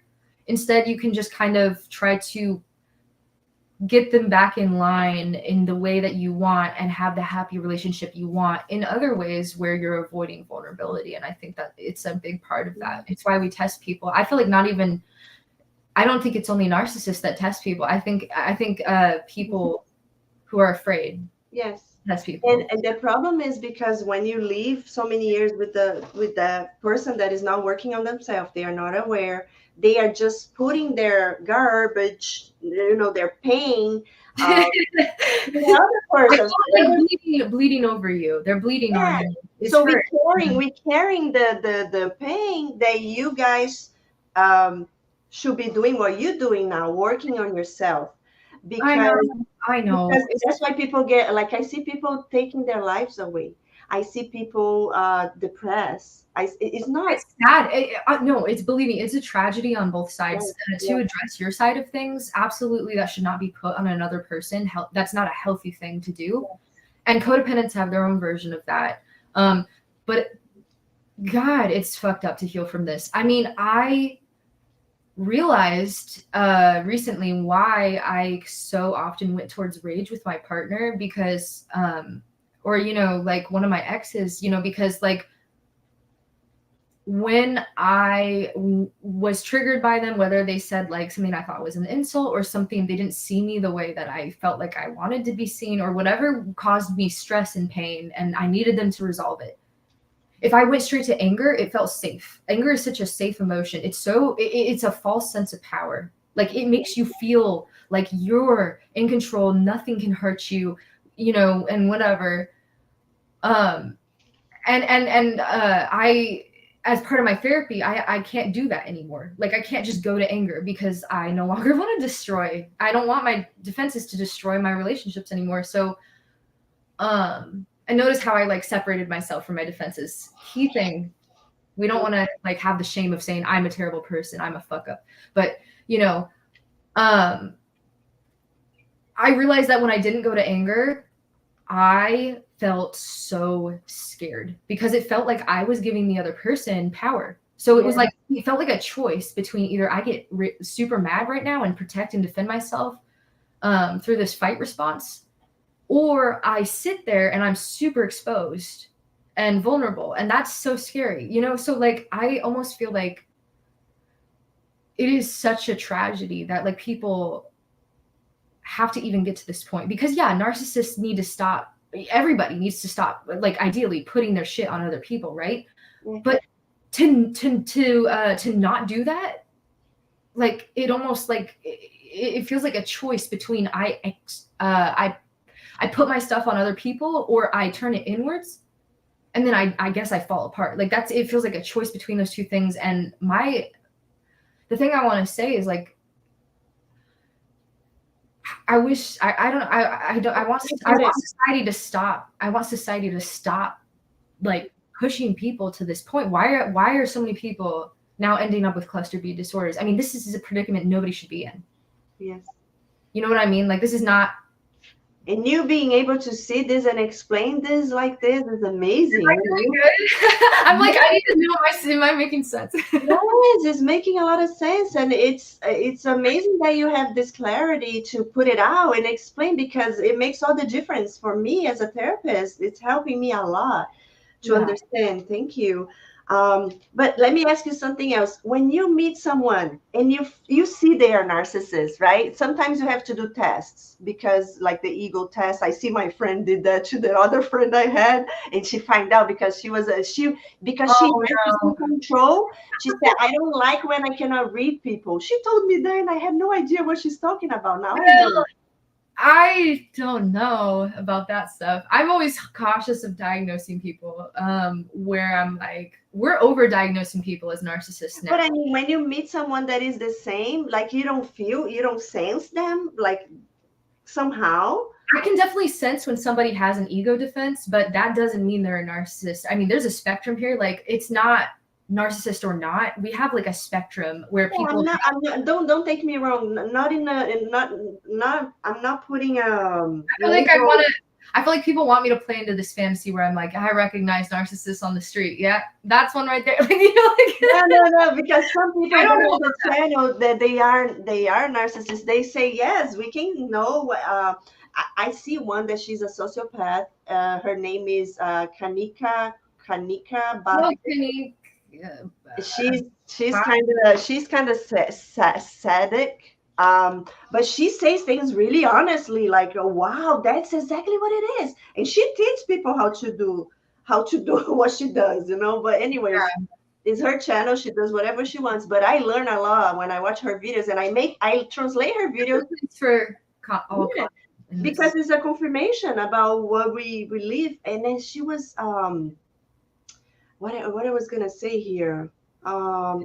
I lost my point again. Oh my goodness. I think you were trying to explain, like, do I sense other narcissists? She says she does testing with people. She fakes she's not well, and then to see how people will respond it. If they get like, oh, let me do, then she knows they have empathy. But if they show no empathy, then she does tests to find out if they are like her. I'm gonna have to kill all the fun here and say that I'm not quite sure about that. I think that I would be very careful to put people in boxes. Let's just take a really easy example of this, though. Autism and narcissism, two things that are different.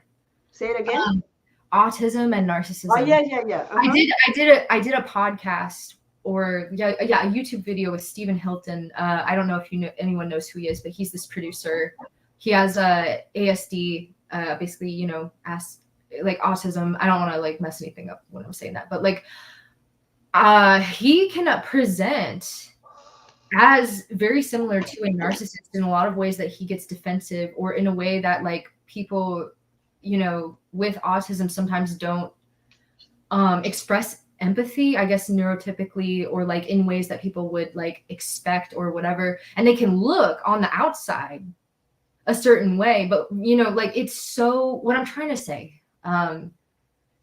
is that, you know, sometimes people with different disorders or different neurodivergencies can look like a narcissist, or a narcissist can look like a borderline, or a borderline can look like whatever. And testing somebody, I don't know if it's the best. What I'm saying, Tessa, is like when let's say you figured out somebody is like you, has the same. The outside to me does not necessarily is a dead giveaway for the inside, and I think people can end up very. I mean, like, when you're given, for example, a misdiagnosis, it can really complicate a lot of things. Like, we're used to in this world putting people into boxes, right? Go ahead.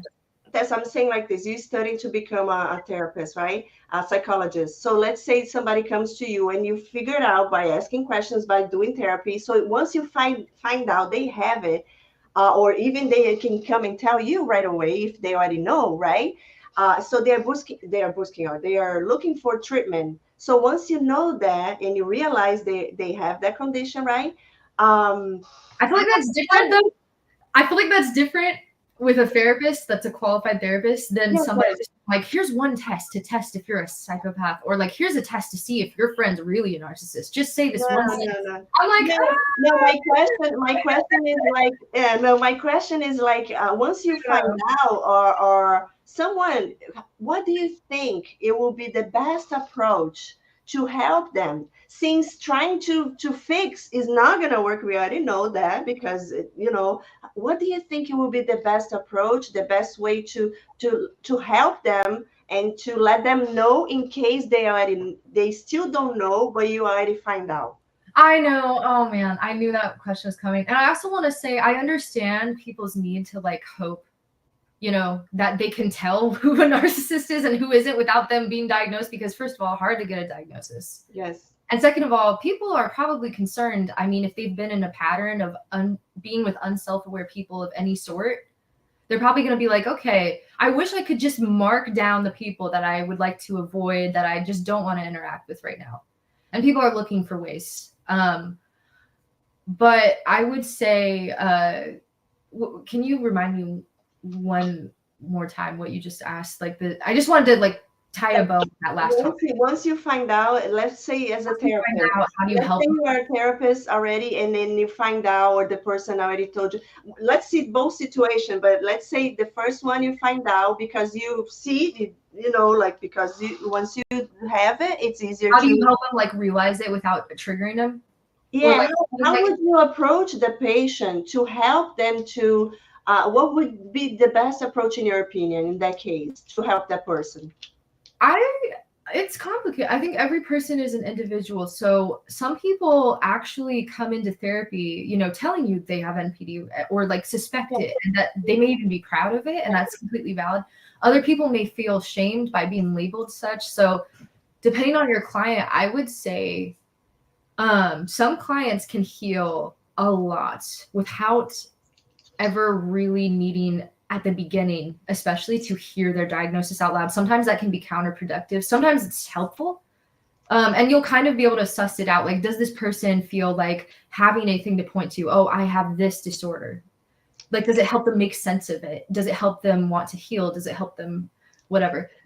Then for that type of client, you might want to like approach that idea. For one that is super, super iffy about being like locked down or labeled, or maybe a client who feels like maybe you're trying to get a sense of power over them by, oh, I know your diagnosis, I know you better than you know you, like, or like, oh, I'm gonna like I had this fear when I go to therapy that if my therapists found out my diagnosis record, they would start using all these terms with me and putting me in boxes, and I would express myself and they wouldn't really trust what I was saying because, oh, well, if you have NPD, you must be like calculative and this and that and whatever. So there's a fear that some people have with that. So I think that I don't know, like, let's just say it's one of those clients and it doesn't feel like they would take it well, or a partner. There's ways to get people to start to face their behaviors and to heal without giving them labels that may scare the shit out of them or like be counterproductive. Like, for example, saying a lesser diagnosis, like I believe every cluster B has CPTSD at their core. So saying like, hey, you look like you have been struggling with like complex trauma, like you look like you have CPTSD. What things have like come up for you about that? And you slowly can build trust in that way, where maybe someday, yeah, you can tell them, hey, you're a narcissist. I was thinking this the entire time. No, I'm just kidding. How was it with you when they told you were there and they told you, like, how was your reaction? The first time it felt like, oh my God, I've been through every phase in the book about my diagnosis. The first time it was suggested to me I had a cluster B disorder and that it was like narcissistic. I felt like I was being told something was wrong with me, which is obviously super triggering. Like, oh, you're a terrible person, or like, it's basically it's become the terrible person disorder, unfortunately. Or it kind of just sounds like you're being told you're super selfish, which is like super offensive. If your image of yourself isn't that, because I believed, oh my God, I used to have the most massive victim complex. It was embarrassing. But, I really felt like I would be the type of person who would like listen to a friend and be like, I am such a good listener. My God, like I'm such a good friend. And I don't think I was even listening. I don't know. I was like, I'm such a nice friend. So I was not happy, but after that, no, it's funny. I just have to laugh now. I really do. It's been a lot, but You said something that remind me about the I'm sorry, oh, when you talk about autism, because autism is a neurological condition different than narcissist, right? So that's one thing that I study too, because it's something that I already had to study for personal reasons, but it's kind of for me it's very like interesting. Even when they put in a cluster B, they put borderline together, and I go, but borderline is totally the opposite, in my opinion. As I, why I study about it. From NPD, I would say there's definitely distinct differences, but I have a borderline in my group chat. I love her, but we're like it feels like we're cluster siblings. Honestly, I think there's also like, oh, they do this the exact opposite way, so there's that. But yeah, it's super fascinating. And to continue, I did want to finish. Like, I wanted to make sure I answered your question, but like I went from feeling like with my diagnosis, I was being told there was something wrong with me, to feeling pride. Where I was like, this was the day I discovered that it's like a lot of studies claim it's 0.05 to 1% of the population. And I was like, oh my God, this is literal proof I'm rare. Never mind, I don't mind having this disorder. This is great. This is great. Wow. So it was all good. I literally split on my own disorder. It's so embarrassing, but like it was all good. And then when I was suffering really bad, when I kept having more collapses, it was like, I hate this. I wish my brain was never this. I wish I was never born this way. And it was like, I couldn't see any good in it. I was just like, I would rather not do this anymore. I'm tired of living this way. I'm tired of the daily fight. I'm tired of the suffering. And I finally got to a point where I can see both the good and bad in it, where I'm like, okay, some of these traits have served me really well. Others I can see like I've suffered a lot. I would rather not deal with that.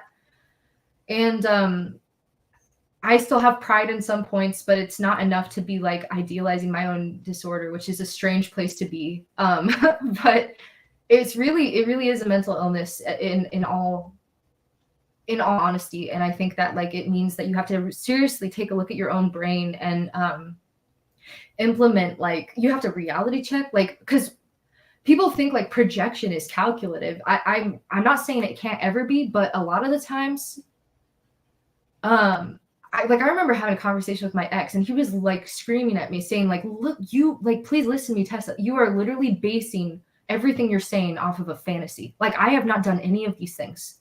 You are acting off of something that's not happening. And in my head, it was really happening that way. And I could not see reality. So like, I've actually learned, disturbingly enough, that I have to reality check myself. I have to like, I've been lucky enough to find people who I actually trust more than I've ever trusted somebody. I'll say that. Is that you gaslight your own self? Oh God, yeah. And then you gaslight other people, because why wouldn't you? That's the reality you believe. Like, I'm sorry, that was so casual, but that's the reality you believe. Of course you're going to tell other people. Hell, I remember getting told that I was gaslighting, and I was like, no, you're gaslighting me. Like, what are you talking about? And I don't know, like, it's so scary. And your brain is going to constantly want to do those black and white splits, because when I realized for the first time genuinely that my perception was off sometimes, like where I wasn't perceiving something correctly, like where maybe the person had never really insulted me, or maybe they were just doing it for some reason I couldn't see, or maybe this thing that happened wasn't about me and it said nothing about me or my worth or anything. I lost my mind because I felt like I was like, I can't trust anything. Like, and I realized I had like so much more in depth of a fear. It wasn't just like, oh, I'm always right, because like I'm whatever, like, the egotistical, like there is that part to it, but there's also a fear. If I'm not right, I'm always wrong. I can't perceive reality correctly. Like, I'm defenseless. I'm whatever. Like, there's a scary duality where I feel like to get somebody with NPD to realize that they are not always right. Wow. There's another level of fear where you might actually find them collapsing right after that and believing that they have no grasp on reality, because that's how the brain works. It wants to split it. It's the It's the hallmark of every cluster B disorder. Like the defenses may vary, whatever, between a borderline, between an antisocial personality, between a narcissist, but overall, we cannot see, like, it's either all one thing or none of it. Like, I'm either going to be an absolute success and I believe it 100%, or I'm going to be an absolute nobody. I'm going to die a nobody. You know, and I wonder if you've ever heard your clients ever express something like that. I don't know if they've ever been able to be vulnerable like that, but I'm curious. No, I don't remember anything to tell you, like, because it wasn't too long. One of them never said he was until the end. Yes, he kind of said he was. The other one came telling me right away, and he was really nice. He was really open, like you, telling me, things. Another thing that I thought was very interesting, and I want to catch up on you pretty soon with that. They were talking on their live about talking about you don't like to be called as a human being. You don't feel like a human being. Oh my God. I feel so exposed. This is terrible. Because well, do you want to go into that now or later? Yeah, you can. I was gonna go first, but it's up to you. You choose. But I also want to know about the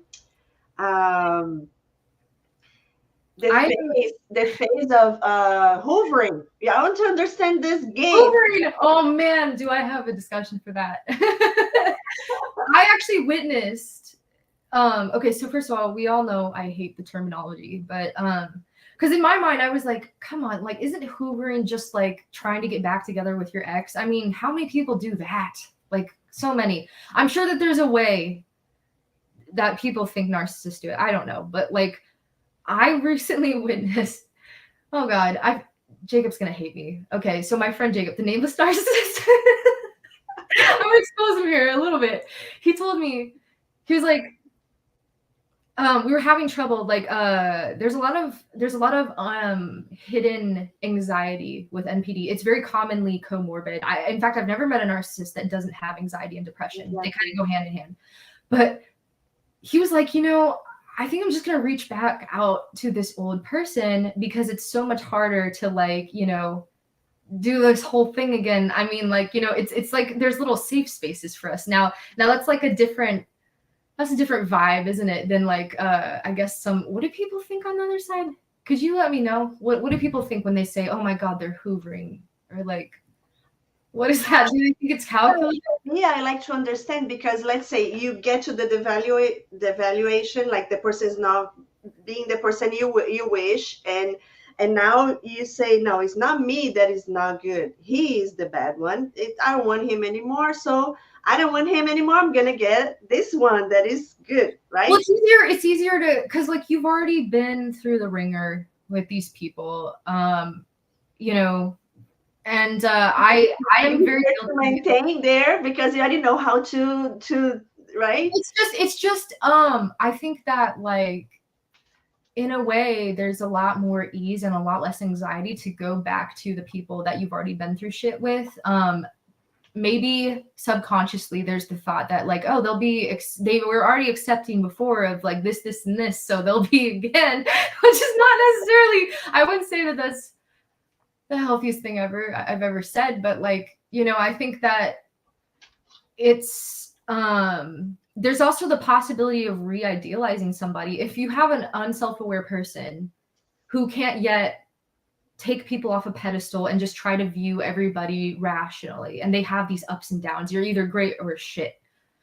You can see one of your old exes and genuinely, maybe they hit the gym, maybe they're like got a new job, maybe they're like, they look cute, and you just remember all the good memories, and all of a sudden, oh my God, it's been so long. I remember all those good times with this person. I got to reach out. Maybe that's still possible to have something there. It's like this re-idealizing where that person's back on the pedestal, where they're back as like a possibility of like whatever. Unfortunately, I always caution people, like, when going back, because like it sucks, because like both narcissists and codependents can get trauma bonded to each other. So like on either end, I've seen narcissists want to go back to their partners because they're trauma bonded. I've seen obviously codependents wanting to go back to their partners with narcissistic traits. And I'm just like, okay, If the person is not in therapy, if they haven't been serious about healing, who do you really feel like you're going back to? I mean, what will be really different? This person hasn't really done any self-reflection, you know, like, I always wonder sometimes, like I always caution people to ask, like, even though you miss this person, even though you may have genuinely loved them, if they have not done any new steps, if they're not like really taking a look at themselves, it is very likely it's going to be the same dynamic between you guys again. And so, you know, I tell people that. I also try to not paint hoovering as such a diabolical act, because I think it's more complicated than just, I'm going to reel this person back in and suck the soul out of them or like whatever. We all have needs, right? I mean, I've seen some narcissists reach back out to an ex because the ex had a group of friends, and they were feeling like they didn't have enough friends to keep their sense of self intact. And like, so, you know, if I get this connection back with this old person, then I can have a group of friends again, and then I'll feel okay because my sense of self is external, you know, and that's how I need to stay put together. And yeah, sure, to one end, that is manipulative to some extent, or it is like, it's transactional, I would say. But I mean, narcissists are in a very complicated position where like being vulnerable feels like death. And you still have needs. You still want to like somehow get some sort of substitute of connection. I mean, or else you'd really die, right? So like, that's where it gets all kind of crazy, where like, Can you really die? I mean, everyone would die without connection. Put a human in like a solitary room, they would go crazy. I mean, like, you have to have something.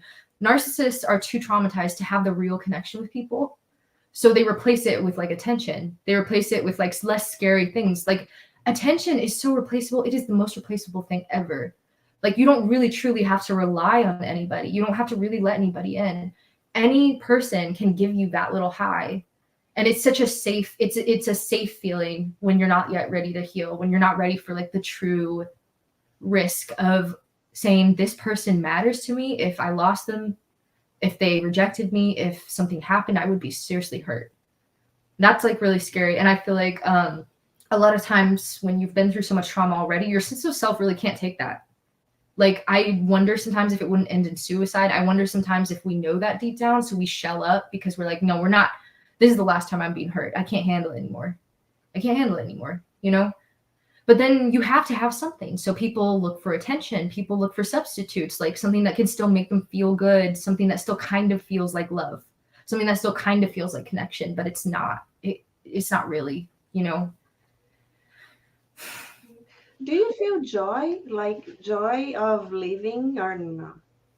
That's a complicated one. Like, it depends. I have felt so vindictively happy leaving somebody who I had painted all black, and I was very angry at them. And to be honest, they were also not really healthy. And I think that this person in particular was very toxic, but so was I.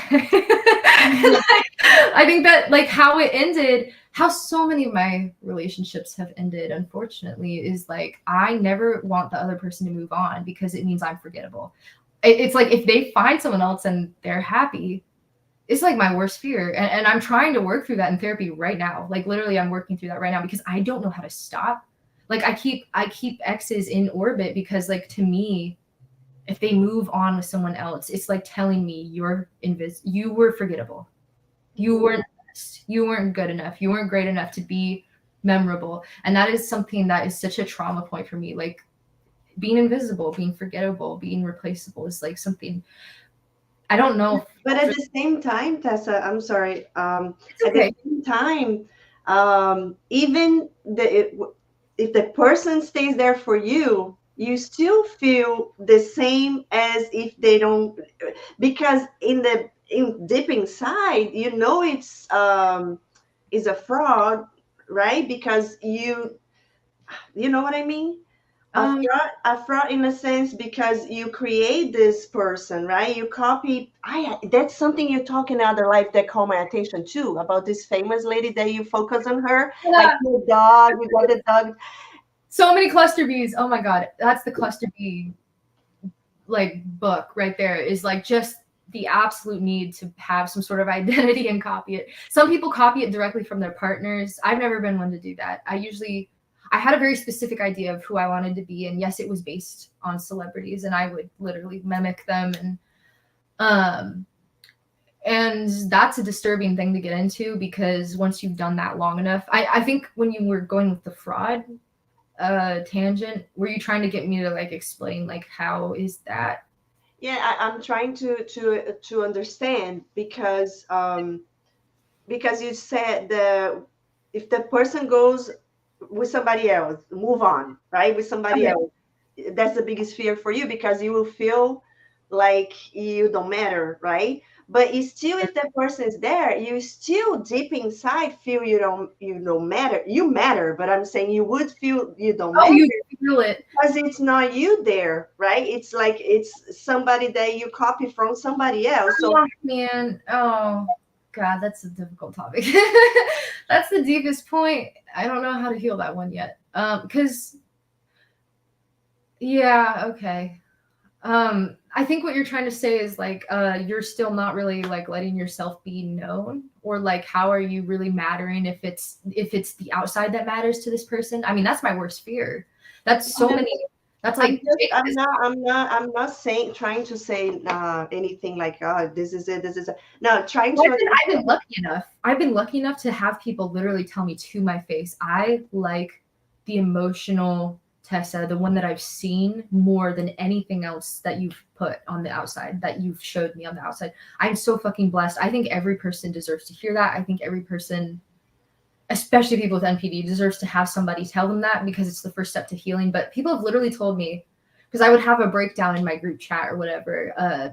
Now that I don't have as many of my defenses, I'm a lot more in the low aspect of things. And afterwards, I would be like, no, I hate all of this. Like, I wouldn't want to come back to the group chat. I felt humiliated. I would be like, they saw this side of me that like it wasn't the side that I should be, that I wanted as part of my image. Like, and then they would literally tell me, unless they're hard, seriously, they would literally tell me that like, we love that side. We like the exposed Tessa, like that she's strong, she's brave, she's powerful, she's admirable. And I was like, no, what the fuck are you saying? And then they're like, no, I really mean it. And it's retrained my brain, because I sometimes I don't know what they're saying still, but like, like it's one of my worst fears was for the longest time, and to some extent still is, that people will always love the outside more because it's so polished, because it's so, like everything inside's gonna mess that up, right? That's how it wants to go in your head. Like, oh, everything inside's just gonna make it messy and like embarrassing, and you're not gonna look smooth and charismatic and admirable. And it's been the hardest and longest part of my healing journey. I'm still in that right now. yes. Where like, yeah, go ahead. It's amazing. It's amazing. And I love to hear that because it's a process that we all go through. Everyone has their different time, right, in evolution. But you there, that's what matters. You allow yourself, you being chosen, I believe. Everything happens for a reason, and it's a bigger purpose. And I am so grateful, as I said. Yeah. But what I was saying about this is about the emptiness, the emptiness, and going to the thing that I was talking before. You saying something that you don't want to see the person moving on. Do you feel they are your property? Like Oh my they're god. out for There you? And also the human being, not seeing yourself as a human being. Tell me about that, Well, please. here's yeah, we'll do both. I mean, just taking the human being aspect, it's hard to see. I already mentioned this, but it's hard to see people as human beings. It's hard to look at a person. I've had weird moments. I'm sure everyone here is going to think I'm insane, but I've had moments where I just realized that like the lady in the car next to me at Safeway putting her groceries away has her own entire story and like feelings and like life and like soul, and I'm like, what the fuck? So like in that way it has become at certain points in my life really easy to see people as, I don't want to use the word property, that is a scary word to me, but it does feel like it's like that's mine, like it's a person. God damn it. It's a person. It's crazy. I get anxiety too. I don't know why. It's really fucked up. I don't know why this happens to me. Like, if that's not a sign of how messed up I am, but like I get anxiety realizing that people are actually real people with feelings. I don't know why, but like when that's off in my brain, it does kind of feel, it's very hard to see anything other than like, what is the role they play for me? What is the role they play in my life? How do they make me feel? If moving on makes me feel bad, they can't. I don't want them to, but we're working on that. I'm not doing anything actively either. I'm just trying to really dig into why I have to do that. What can I replace it with?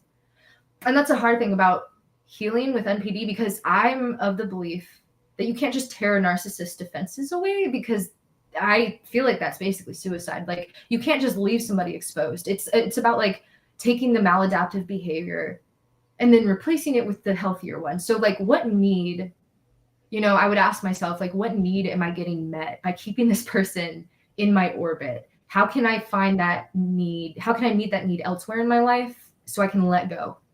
You know, I don't know yet, but I've done it with several other things. And like, it's a very powerful thing to do, because you start having to go less and less to these things that hurt other people, or like yourself even. Like, I mean, one of the things that I feel like I realized becoming spiritual was I was terrified of karma. Like, I was like, I don't want to be bad. Like the universe was beating the shit out of me.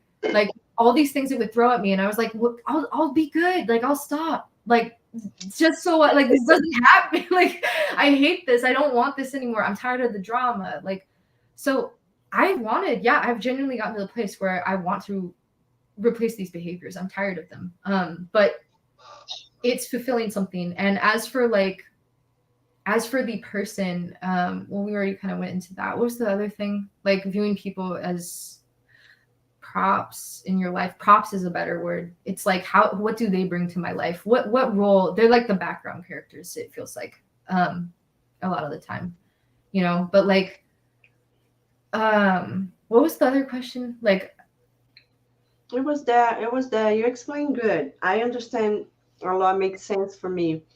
I wrote some stuff here that I might, if you have time, a little bit more, I can ask you. go for it. Let me see. Most of this stuff, maybe, my glasses are here. I don't see without glasses anymore. So, okay. I was watching the video that you did the other live, and I wrote down some stuff here. You said, I had a lot of pain, and I wanted to feel better. I hate the world. Something you say in the other. Oh God. I don't really feel like that's unjustified right now. I feel like I have extra hatred that maybe most people don't have because of the way I grew up. And hatred for people where like literally, oh God, in my worst moments, I have had some really dark thoughts about like people, oh, I don't know. We won't even go into that, but like the state of the world, I feel like is something that I would say I almost genuinely hate, because we're in a very weird time in society where we have things that we didn't have before. Like technology is progressing, you know, individualism is a thing now. Everyone can express themselves. There's like these movements, and that's all good. But we are the loneliest fucking society ever. Like we are a society that's genuinely like creating more and more traumatized people. I mean, there's like, it's a mess. I feel like there's so much information now that we have access to that we don't know what to listen to anymore. I think it's confusion. Like it's a time of confusion. I think it's a time of like, I'm worried for future generations. I'm wondering, like, I wrote a song recently about this where one of my lyrics was like, you know, I'm a product of society. How many more are going to end up like me? Like that's like that's a thing I literally like have realized is like, you know, narcissists in a way are like the absolute like conform, like we feel like we all feel to some extent like we have to conform to society's standards to be worthy.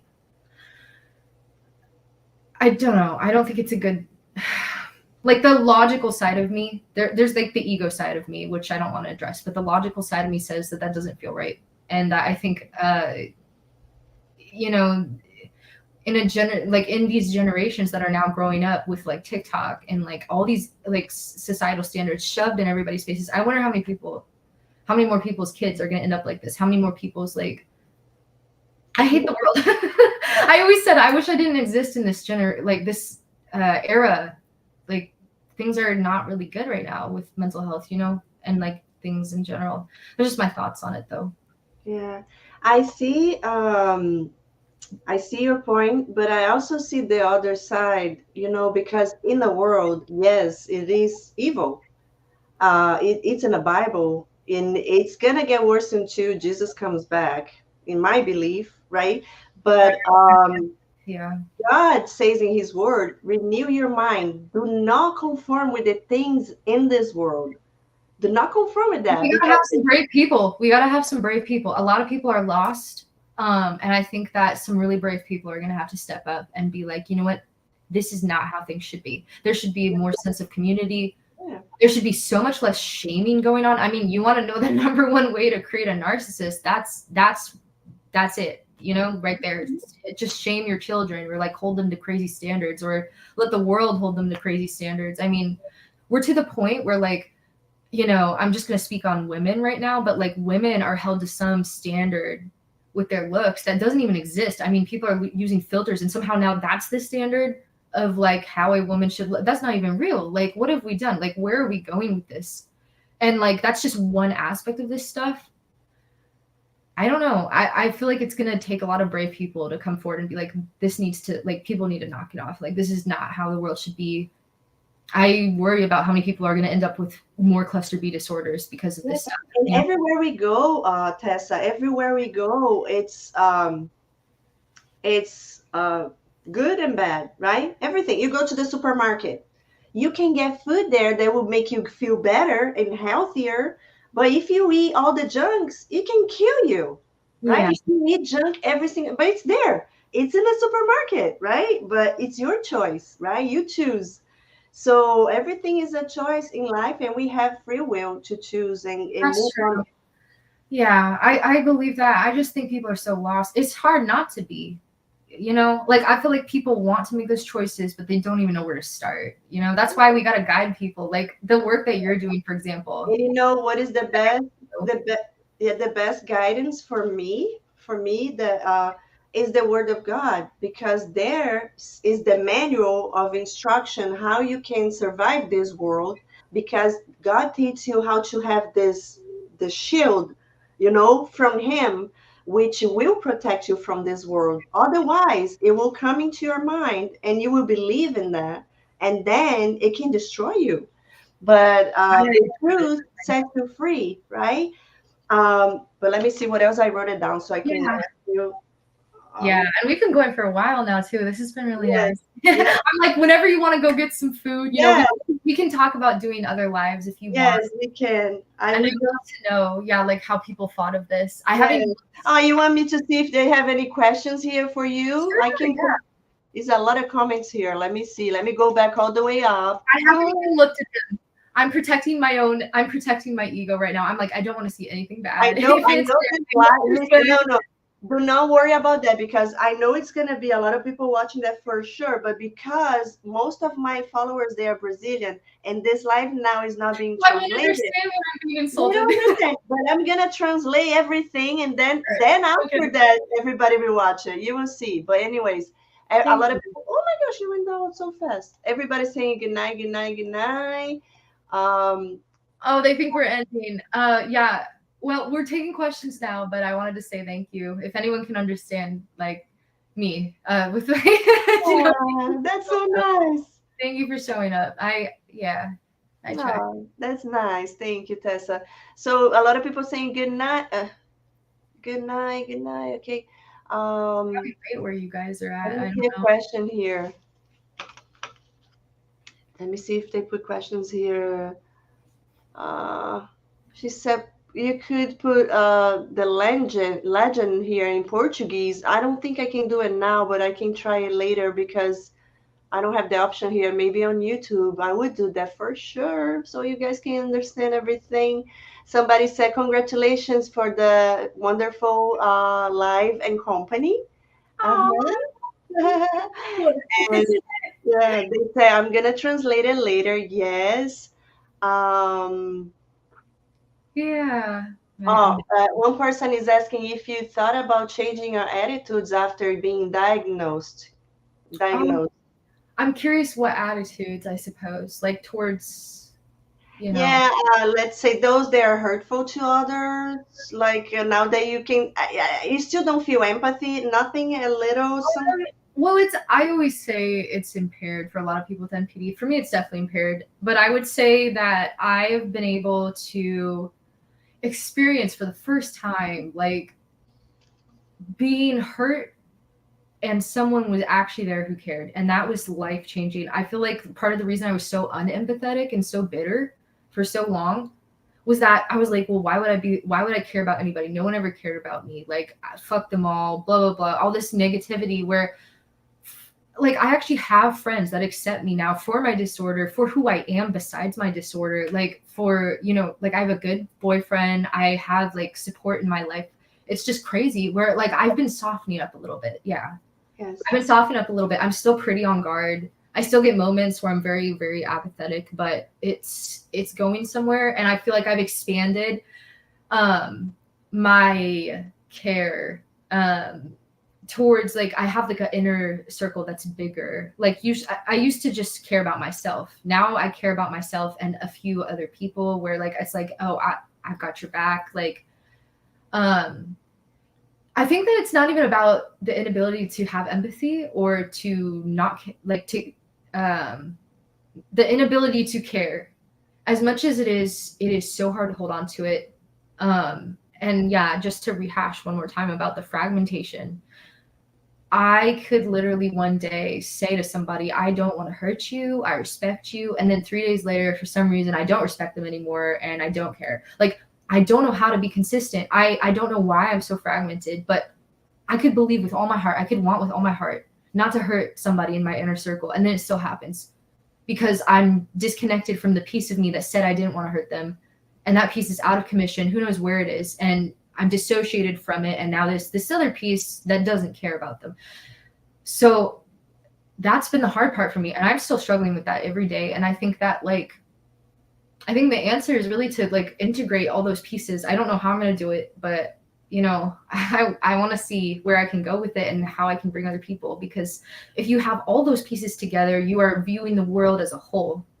And somehow I kind of believe there would be a lot less fluctuation between I love you and you're nothing to me. Like, like, it would be kind of like cohesive and a lot more controlled. And it's been the bane of my existence when I'm actually trying at this point to care about people, like, consistently, to literally, like, not be able to do it consistently. Like, my brain just betrays me on that front. Like, I can't hold on to that stuff.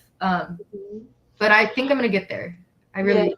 Yes. About when you talk about karma, right? So let's say if you have thoughts and you want to do something, and would you control yourself thinking, maybe if I do that, might be back to me twice. Maybe. Yes, I have. I actually have.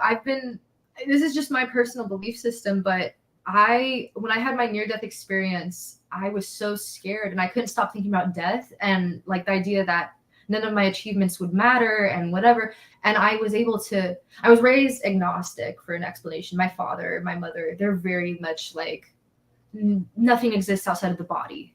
And that traumatized me. And I was able to see another side of it where I was like, I leaned into spirituality for the first time. Wow. And I grappled with the concept of being reincarnated and, like, having a soul and an existence. And yeah, along with that kind of came the idea that, like, maybe I want to be a little bit more careful if I would like less drama in my life. And I'm tired.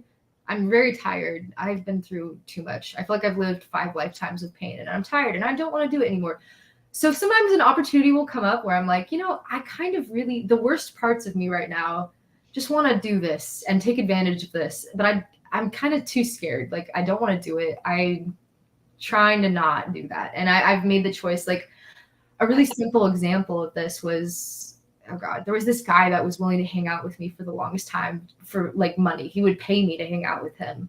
And, like, I would basically lead him on, like, and I was telling him, like, all these things. And I started realizing that's probably not what I want to do with my life. And I started wondering, okay, you know what? Like, maybe, I was trying to do sessions at the time, and obviously I have, like, I have like a discount for narcissists. I have like, but it makes decent money, but I wasn't getting any sessions. And it was so interesting that when I made the choice to stop going out with this guy for money and taking his money and lying, and getting like, you know, I was getting attention out of it. I was getting money out of it. Those things made me feel good temporarily. But then I was like, I just decided, what if I just stopped because I'm scared of karma? And all of a sudden when I stopped, more and more people, I was worried I would have like no things that I wanted, but more and more people, suddenly like the amount of people that were booking sessions with me went up. It was like a positive reward for making the right choice. I don't know if that makes sense, but it was like, yes, it does, totally. That's how it works. Beautiful, because like I'm still receiving money, but from something that I'm actually like becoming very passionate about and something healthy, like I'm helping others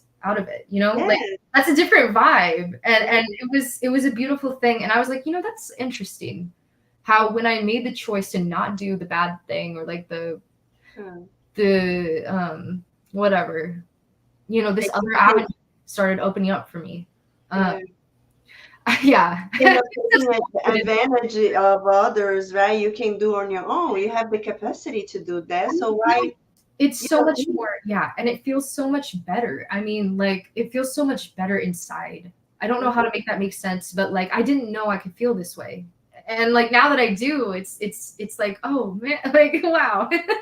And it's amazing that you said that your parents always say something to you and you came out of that and you allow yourself to believe in something other than that, and it helped you. I'm trying my best. I'm trying. There's some days where like I almost wonder if this isn't an NPD thing, but there's a I think there was an article on this about like narcissists being over analytical, but like a lot of parts of my brain tell me, well, there's no evidence for this stuff.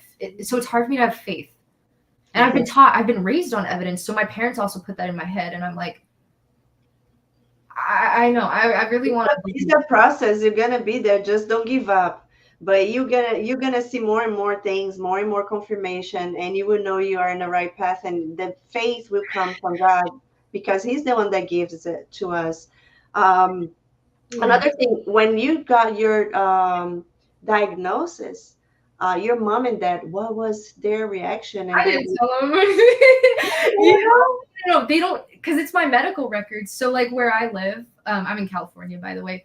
There's like you have to you can hold your medical records. Nobody gets to see them unless you give permission. They asked and I said no. But here's the thing, they kind of found out anyway a little bit. I think they had a guess. Like my parents are pretty smart. I mean, they're really smart. They gave me a lot of intelligence. I'm just gonna be honest. Like, do you remember when you were a child, like were you jealous of your brothers somehow? Did you ever make them in trouble and like telling your mom, I didn't do anything, they did it, or something like that? Yeah, I wish there's always a normal sense of that. I think in every family, but unfortunately my family was super competitive. So yeah, very much so. And yeah, I think I've had like, I enjoy like the smarts I've been given. I'm going to be honest, because like it allows me to get my way out of things. It's either a power that can be used for good or very, very bad things. And when you're using it for good things, I think it's very powerful. But yeah, I've been on quite a journey. And I think that, as you said something so well, which was like, you know, just keep, you know, on this path and it will come to you. And you know, that's what I'm really hoping for. Yes, yes. Let me see what else I have here for you. Yeah. If you like to go to the bathroom or eat something, be comfortable, you know, I don't care. I will have to go to the bathroom pretty soon, but you let me know if you need to be done. But I have a few more questions here. Let me see. We can answer probably like 2 or 3 more, and then I think we can always, you know. Do another one, yes, please. Yeah.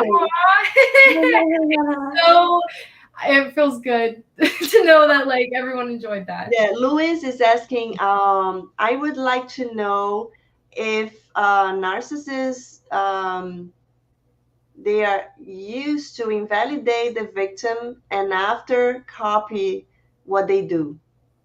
I'm trying to understand that. Like, let's say you are with someone and you say, you're doing that. I don't think that's nice. I don't like this clothes, or I don't like this place or this music. and then all of a sudden you're doing the liking it, doing the things Oh no, the hypocrisy. that Being an absolute hypocrite, that's what I'm best at. No, I'm just kidding. But why? What is the reason behind that? Oh my god. Oh geez, I have to really dig into that one. That's one I haven't wanted to dig into. I feel like, well, I think part of it is the inconsistency within the identity, where it's like some people have said there's another version of this where their cluster B partner will be with them and they act one way, and then all of a sudden they're with a new person and they look totally different, or like they act totally different and they say they like the things they said they hated, and it's like, who is that? Like, who is I with? That's just identity issues, really. I mean, I feel like, but the hypocrisy thing, oh, this is not going to be a pretty answer. This is why I avoid this answer. You're so honest. I like that because you know what it is, right? Yes, I do. I think my brain doesn't want When you to. say hypocrisy, I think it's entitlement. Entitlement is a symptom of NPD. I think that what is allowed for one is not allowed for others because, and it used to go in my head like this. Well, I've done so much hard work on myself. I've literally reinvented myself. I've perfected myself. I've done all this. I deserve the best out of life because of that. And, I deserve to do whatever I want because of that. And like, for others, maybe that standard doesn't apply. It's like, it's very, very clear what you say, and it's truth. I see yeah, that. Yeah. And there's something about, and I think that like, I want to believe that people with NPD can reach remission. I think since it is a mental health issue and a mental disorder, I think that like saying you can totally cure NPD is kind of ambitious, but I think that like you can get into a point where like these things are not happening as much. However, I feel like, I don't know, like this is gonna sound really bad, but like no matter how many collapses I've had, no matter how many things have tried to humble me, there's still that goddamn grandiosity that's like in there, and I don't know what to do with it, really. I think that there's almost, this is rarely talked about, but I think that there's like a healthy way to be narcissistic. I think there's a healthy narcissism that like people can have, a healthy confidence, let's say, like, but once again, I think that like, instead of demonizing those things, it's only like when people get out of whack that causes problems. You know what I mean? Like, I think right now people are on the rage saying like, you're not allowed to be grandiose. That's bad. You're not allowed to be narcissistic at all. That's bad. You're a monster. It's whatever. These are natural traits. This is a natural part of the human experience to have these traits. It's like, how much do you have? Is it getting in the way of your ability to have relationships that you might want to have? Like, is it whatever? What were you going to say? But if you have a choice, if you could choose to make it different and be like us, would you try? Would you like to try and see how it was? Do you want my honest opinion?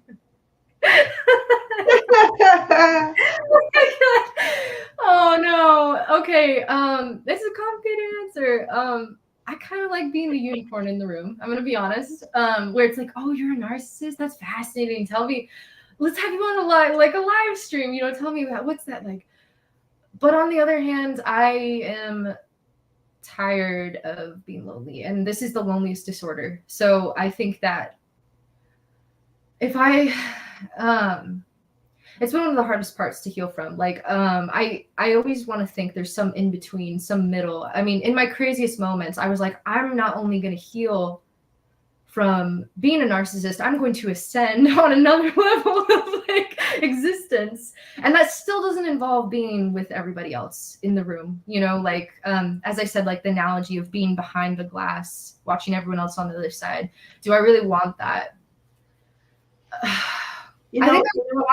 I think I would want it if I could keep my sense of, I think a lot of the wounds I have are pretty deep. I don't know if I'm ever going to not want to feel special because I felt so invisible for too long. I think that those scars will always be there, but I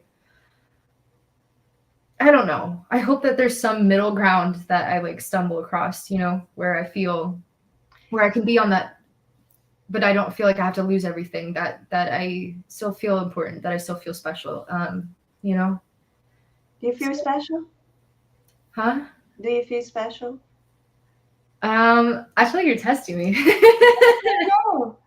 I mean, honestly, I feel like not a lot of people are given this path in life, and there's a reason for it, and that may or may not be because of my capabilities, which is a very guarded way of saying yes, I do. But I think that I want to use that for a good thing. That's what I think. Yeah. You are special. For me, you are. Because, Really? yes, of course you are. You're here helping, you're here willing to talk about your vulnerability. Say it. Vulnerabilities. Ah. Yeah, and honestly, I wanted to tell you, like, I seriously think you're doing such good work. The fact that you're a therapist that can show up for these clients, that is a rare thing. We need so much more of that, and I really respect the way you do it. I really respect it, and like, yeah, that. Oh my God, I hope that When, that is. when I talk about the special that I ask you, because I remember when I had that patient, I told him all the things, the good things I saw in him that I really see, because he had those qualities, right? And he opened up this, Yeah, yeah. I mean, with a smile, and he said, "Thank you." And I said, "But if you don't feel that for yourself, about yourself, and no that's matter what I tell you, it's going to be just for a second and then it's going to go away.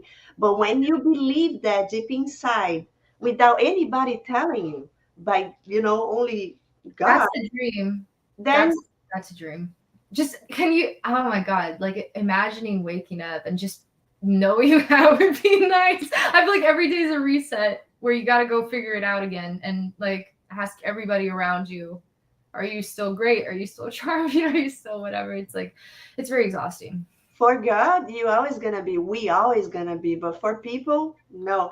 That's why when we put on people, we get frustrated, and that's how we suffer. That's why people suffer when they get in relationship with people that has narcissist disorder, because we putting our trust, our hope, and our how can I say that, in them, and they cannot do that for us, and we cannot do that for you guys too. Only God can do for us and for you guys, but we need to be open for that. We need to be willing to receive that.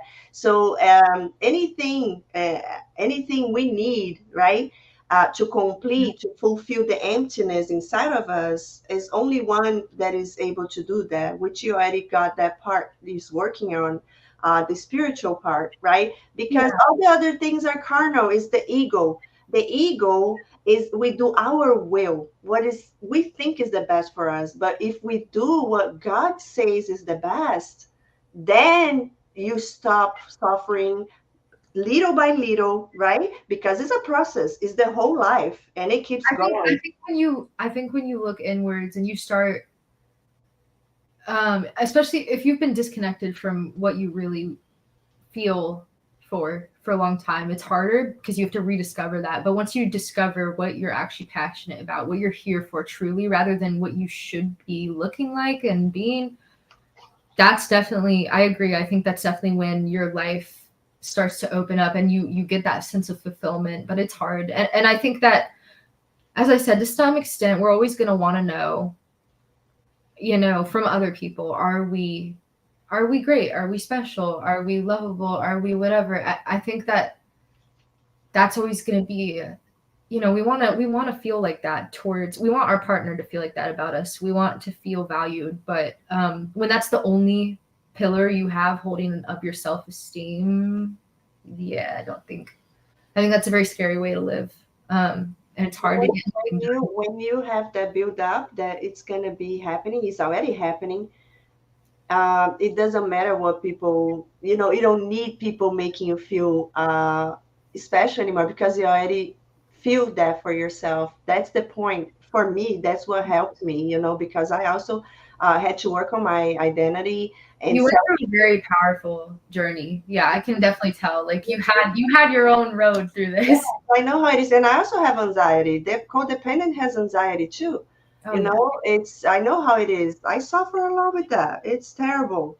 But anyways, I have one more question here, and then you said two more, right? Or one more. You let me know. I think we did 3, so that would be the second one, and we'll do. If you Okay. want to do 2 more, then that's good. Okay, perfect. So let's do that. It's Yeah. a bunch of more, but what I'm gonna do, I'm gonna write it down. Them, I send you a message, and we see another day. Just so Yeah. answer the questions if you like. I can send the questions before if you like too. You know, and you get prepared.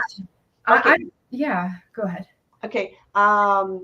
They say here, what is the best way Oh, uh, uh, to deal with a person that is doing gaslight with you and invalidating you? Like if you. oh man. Okay. So, whew. So honestly, that is a difficult one. I feel like if you have trusted people in your life, it's always a nice thing to ask, like, hey, to a third party, like, I had this situation. I'm feeling a little crazy right now. I don't know what's real. I don't know if he's right. I don't know if I'm right. I don't know if they're right. Whatever, whoever's doing what. And ask, like, what do you guys make of this? You can check in with other people. That's definitely not that's a frightening one though, because sometimes people who have friends who are enablers, and that can also go very badly. But I feel like I honestly feel like it's about building, as you mentioned, like a stronger sense of self, because when you really, like, when you self-discovered, yeah, people without identities, people who have identity issues are more easily scared into not knowing what reality is, either for themselves or for others. And Mhm. you know who you are deep down, you have a stronger sense of not only yourself, but the world around you, because you're viewing it through a more whole sense of self. And I think that, like, that is obviously the ultimate goal. I think that reality checking can be helpful. I would never, this is just coming from me, but if someone was consistently gaslighting me, it would take, God, this is a hard one, because, like, I feel, oh God, I had an ex of 5 years who was so patient with all of my bullshit, frankly. Like, all my defenses were at, like, a high, and he stayed and stayed and stayed. And I don't know, sometimes I don't know what to do with that, because, like, the logical side of it is, like, he didn't deserve to be going through that. And I don't know, like, it's so difficult. What a difficult question. Because, like, so many life coaches will just say, oh, just leave a person that's gaslighting you, leave them. Like, if someone gaslights you, call them, like, write them off as a piece of shit, and, like, never look back, and, like, dump them, and, like, whatever. And I feel like there's some, like, that sounds healthy, but, like, oh God. That's a difficult topic. I want to do more thinking on that. Can I do that? Do more thinking. What about when they are invalidating? He's basically. I think there's only so much shit you can take. Oh, okay, here's what I would say. If there's no sign from the person, oh God, I'm so caught up. Cause I don't know. Cause, like, if there's no sign from the person of change, like, they're not in therapy and they're just invalidating, they're basically, like, you're enabling them, right, to do their behavior. But it changed my life that, like, my ex waited as long as he did and tried to accept me as long as he did. But at the same time, that should not be what happens. How do you do? I would almost ask you, like, because you're already a clinical, like, therapist. I want to know, like, where do you draw the line between, like, leaving somebody and not taking their shit and being like, I love you, so I'm trying to give you the space to, like, heal. I'm trying to show you. Like, where would you draw that line? You know? With me, That. when I find out, right, and I was in shock. It was everything so new. I got angry with those people because I was like, they know what they're doing. They, it's different because before I was like this. Oh, she makes mistakes. She does wrong, bad things, but I'm not perfect too. I do make mistakes too. So who am I to just block her and not talk to her anymore? I'm not better than nobody. But once I find out she knew it was conscious and she knew it was bad and she's still doing it, then I was like, I don't feel guilty. I'm doing the best thing to my life. I push myself away because it was trying to destroy my life, right? So I was protecting I myself. see what you mean. I'm just so caught up because I've seen so much suffering on both sides, and I've seen like cluster B's suffering as well, and like afraid of abandonment and a lot of things. And of course, that's not an excuse to like stay with a person because of like they're afraid of abandonment, but they're also like treating you terribly. But at the same time, like it's a hard one. It's a hard one because one side of me wants to be like the therapist and say if somebody's showing any of these signs and they're being difficult, you should just block them and leave them and whatever. That's what they tell you. So that's I what was one of those people. I was on the other side where I was being the shit and I didn't know why I did anything that I did. I was just kind of acting, and I was like lost and I was angry, and there's certain people that we like really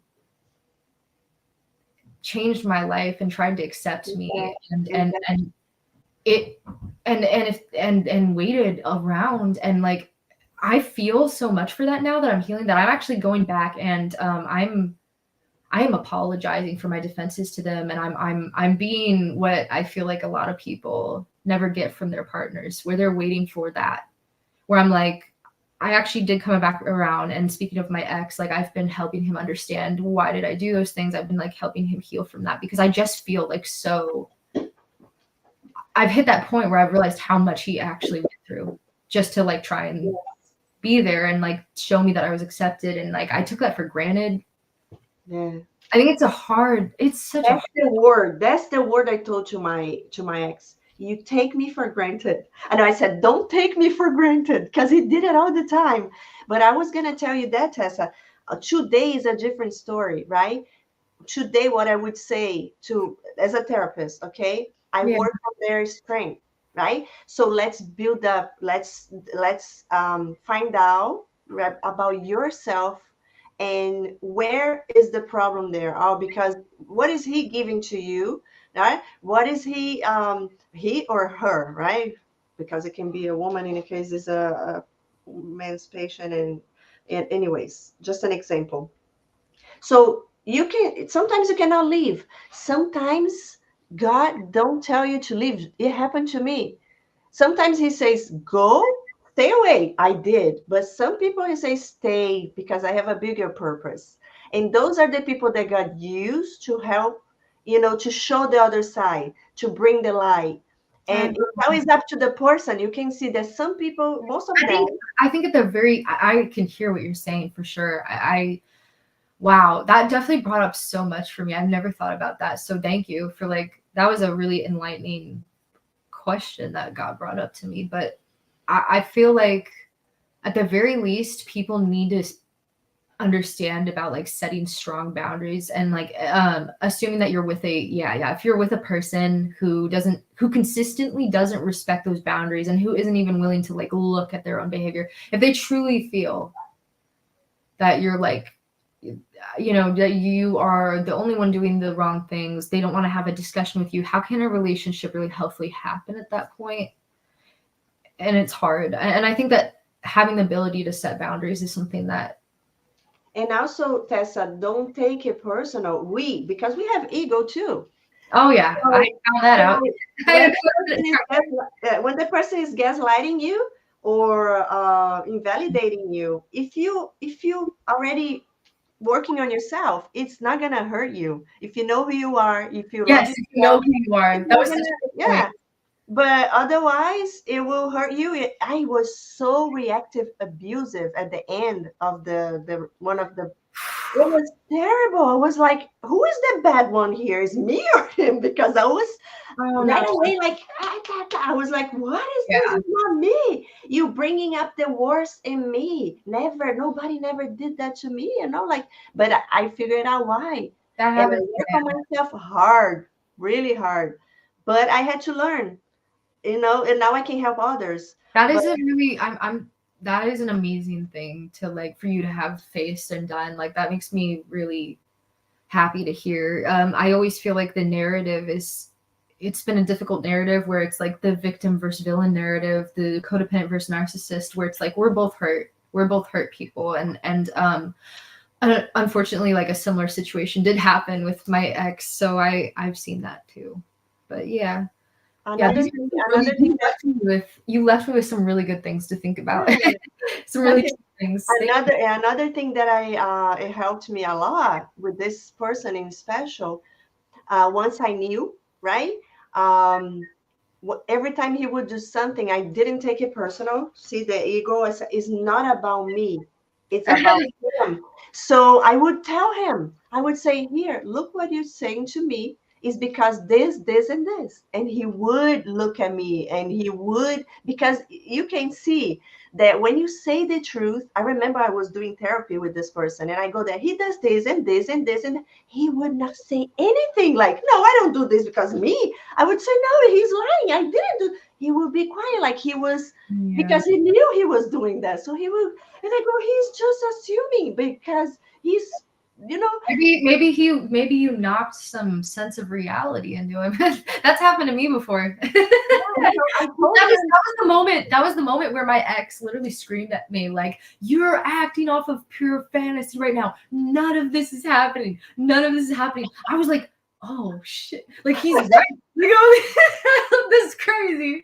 yes, he bring Yeah. the reality, and you have to face it, like, So, because when we react, we are already doing what you guys are trying to do unconsciously most of the time. But we are focus is on us now. Now the guilty is on us. The blame is on us. But when you don't take it personal, and you have that protection, Yeah, and you it's know the person as a mirror, like, okay, let me get a mirror, right? Imagine this is a mirror. So the person comes and tell you, you this, and this, and that. So he's seeing himself here because he's talking about himself. So say.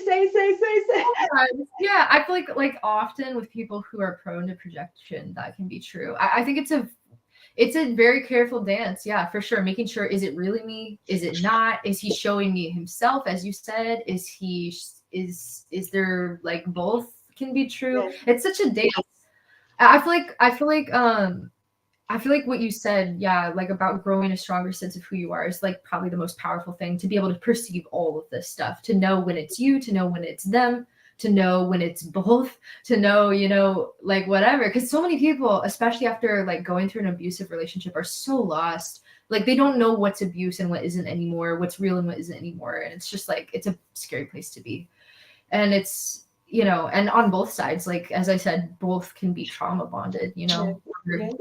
So yeah. one more last one, Tessa. I don't want to take your time so long, but let me see here. There's so many questions here, It's but wow, 2:46. That's like 2 hours 46 minutes. That's real good though. all We're gonna right. give people a chunk of like they can binge watch this. This is a Yes, yeah. yes. Okay. Oh, one last one. You allow me to do one more? Yeah. Okay, perfect. Um, she wanna know, Juliana wants to know if you already did silence treatment with someone, and what was the intention when they do that? I already know. I already say that in my videos all the time, but you can say by yours, I, by my intention was to get them to feel, it was another subtle method of like, I don't want to actually talk about the real issue because that's messy and that's scary. So would you please feel bad privately and realize how much I meant to you, and then to come and try to like, show me how much. It's almost like I would get insulted. I would get like insulted, and then I would almost want them to prove. It was almost like, oh man, whew. Like they would be proving to me that I'm still important. That's one aspect of it. Like if I give silence and somebody else chases, then I feel safe again, because it's like, oh, there I am still important, and I didn't even have to ask. I didn't have to do the scary part. They just showed me, that's cool. That's not cool. It's not, but like there's that one, or honestly just hoping the issue will just kind of like resolve, and the person who has been silenced will feel so much shame that they'll just try to be better for me. It's like I mean, when I was in those spaces, I really felt like the other person was just awful. And I was like, you know what? They need to learn a lesson. Maybe they'll stop treating me so badly. You really get in this. I swear to God, it's such a, I believe that. you really do. And you're like, oh yeah, you know, they're gonna really realize with all this space, like how important I was, how they could never find anybody like me, how badly they acted. And then they'll come running back, and they'll just stop doing all this crazy stuff and just be the partner I want them to, you know. Of course that's never gonna happen, but It's not a moment that you stop and think just for a little bit and say, here, I am the one that did. no, sadly, no, there was not. But now you know, right? Now now you know that. Oh God, I wish that, I don't know why there wasn't. It's a lot. I Deep don't know. inside, you know, right? Deep inside, you know. I mean, a little bit, especially now, right? Okay, now yes, but I had to have my life fall apart. I feel like, why was I so unable to realize it? I have no idea. I don't know. I really, really, really felt like it was the other person. I don't know how I could have. I guess I just, at some point, maybe I decided that, like, it was, there's a very safe feeling that comes about from viewing yourself as always perfect and always good. I mean, what confidence that would give a person with so many secret fears, right? Like it erases all of that. And like, you can walk into a room and just own the room and get everything and like whatever. How can you do that? Because you've convinced yourself, really, you can't ever make a mistake, so you'll never be shamed. And that plays into relationships, right? Where like you can't make a mistake there either, right? Apparently. What is the biggest fear when you're talking about since the beginning? When you mentioned fear, what is the root of this? So many things. Oh my God. I wrote an article. I almost want to bring it up because like it's so good. I wanted to post it on my website. Would you give me just 1 second while you're finding that so I can go to the bathroom, please? Yes. I'm holding up for a while and I don't want to be, holding too much. But Yeah. you find that. And I'll wrap this up, but yeah. Okay, thank you. Sorry guys, we're gonna have to take a pause. That's not the right folder. Let me see if any of the comments are in English while I'm at it. No, they are not. Okay.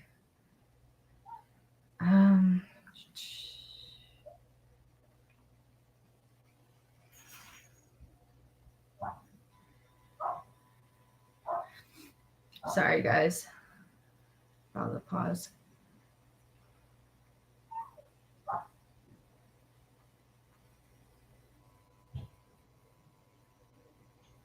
Oh, man. All right, I found it. Just waiting for it to come back. I don't know how to give a performance to a bunch of people who don't speak the same language. Damn it. Oh, I found an English comment. Zalina says, she always says she's very shy and sensitive. I was always there, showing her love, showing her that I would be with her. She knew I genuinely cared about her. My question is, why do narcissists need to hurt us when we're there giving them love and showing them they will not be alone? Oh, well, I want to answer that real quick for the English comment and the people who can understand. But I, deep down, as somebody with NPD, I kind of hated the people who loved me because I felt like they never really knew me. I didn't really understand, and I still struggle to understand what they were loving because so long ago, I chose to just become somebody else. I felt like I had to steal traits to even be somebody worthy. So like when somebody said to me, I love you, I would get pissed at them. I would like get angry almost. I was like, you don't know what you're loving. You don't know, like, or I don't know. It's the concept of never having support and care. So like when it's presented to you, it almost feels like threatening or like, because like when you're saying here, like, we tried so hard to show them love, to show them they won't be alone. Hi, I answered the one English comment I could find. It was a sad one. But yeah, I hope that kind of explains it a little bit, so we can keep going. But yeah, I missed out, so I will watch in the video when I edit it. yeah. I think somebody else asked something here about if narcissists believe in God. And then you can choose to answer now or next time. It's up to you. That's an easy answer. I mean, narcissists are individuals. I feel like every person with NPD is going to have a different belief system because they're all people. So I think that, like, that's that. I feel like some do, some don't. There's so many diverse people in this world, but yeah, I wanted to, so on the topic of fear, yeah, I wanted to read like this piece of my article talking about that. It says, like, when you ask, like, what are people with NPD afraid of? I said, as a narc, you are afraid, so afraid, so deathly afraid of so much, and you can never show it. Afraid of being rejected for the final time and realizing you really are that disgusting and worthless, and you'll have to kill yourself. Sorry for being dark. Afraid you're actually still your past self deep down. Afraid if people see your fear, they'll find you pathetic and they won't admire you anymore. Afraid of the version that you built, that you know deep down ain't even you because you stole it from others, that it will always be what people love. Ooh, this is hard. And that whatever's left underneath just ruins it. Afraid that if you let yourself rely on someone again, they'll betray you like everyone else has, that they'll smash what's left of your heart and you won't be able to take the pain because you know deep down you're already too fragile. Afraid if you let them in, they'll laugh at you, find you crazy, find you a monster, find you unlovable, and they'll wonder, why did I ever give this a chance? You know, no wonder they hid all this. And then they'll go and find someone actually, you know, cool and caring and charming and worthy, and that you'll be left there on the floor. So you protect yourself with anger. Anger is so safe. It makes you look and feel so strong. It makes you not have to face the hell inside. And then you watch how it helplessly drive others away, which only furthers your hatred in humans, how they're all so stupid, shallow, pathetic, too emotional, stupid for trusting, stupid for attaching to others, blind, ignorant. But in the end, you sit there and you feel so alone. And I'm sorry for that being so dark, but No, that's it's good. It's good to be. I'm posting that. It's my little article. I wrote this whole thing because somebody asked me a question, and I'm making a website. It's not released yet, but that article will be on I it. love your phone case. Mine is my name. Show That's me. Cute. Mine's. Nice. I love it. It's this little carnival ride. I love it. Where's my dog? I'm so excited. How cute. Aww. She's a pug, Chihuahua pug. Say hi, Mocha. Oh, she's like, what's going on? But yeah, that was a nice and something very dark that I wrote. But really, I wrote it to show really what, like, because I was brave, you know, and I pride bravery. I really feel like that's true strength now. Like being able to say that out loud. That's I don't see it's a dark, you know, like I just see you putting out, you being vulnerable and you putting out what you feel, how you feel inside. That's important.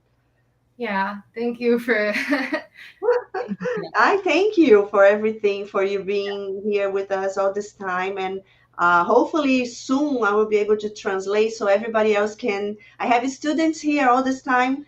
Oh my God, that's brilliant. Wait, yes, psychology. I have a lot of students that I teach how to become a therapist, and they want to learn from you too. Brilliant. I am so excited for that. Genuinely, like, I'm so glad. Thank you for having me on. Thank you so much. And for sure, we're going to do 1 more, 2 more, 3 more. How many you allow us to do it? Thank you. I will write down the questions because there's a bunch here. And then I talk to you soon. Yeah, thank you. And I wanted to, someone said, thank you for answering my question, Tessa. You're welcome. I see more questions. I can't. You seeing all the things I'm seeing here too? Is that do you see? I just saw it. Yeah, but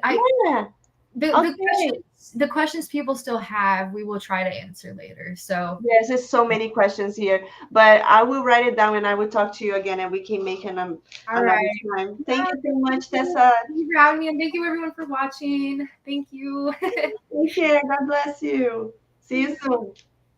Bye. Bye. Good night.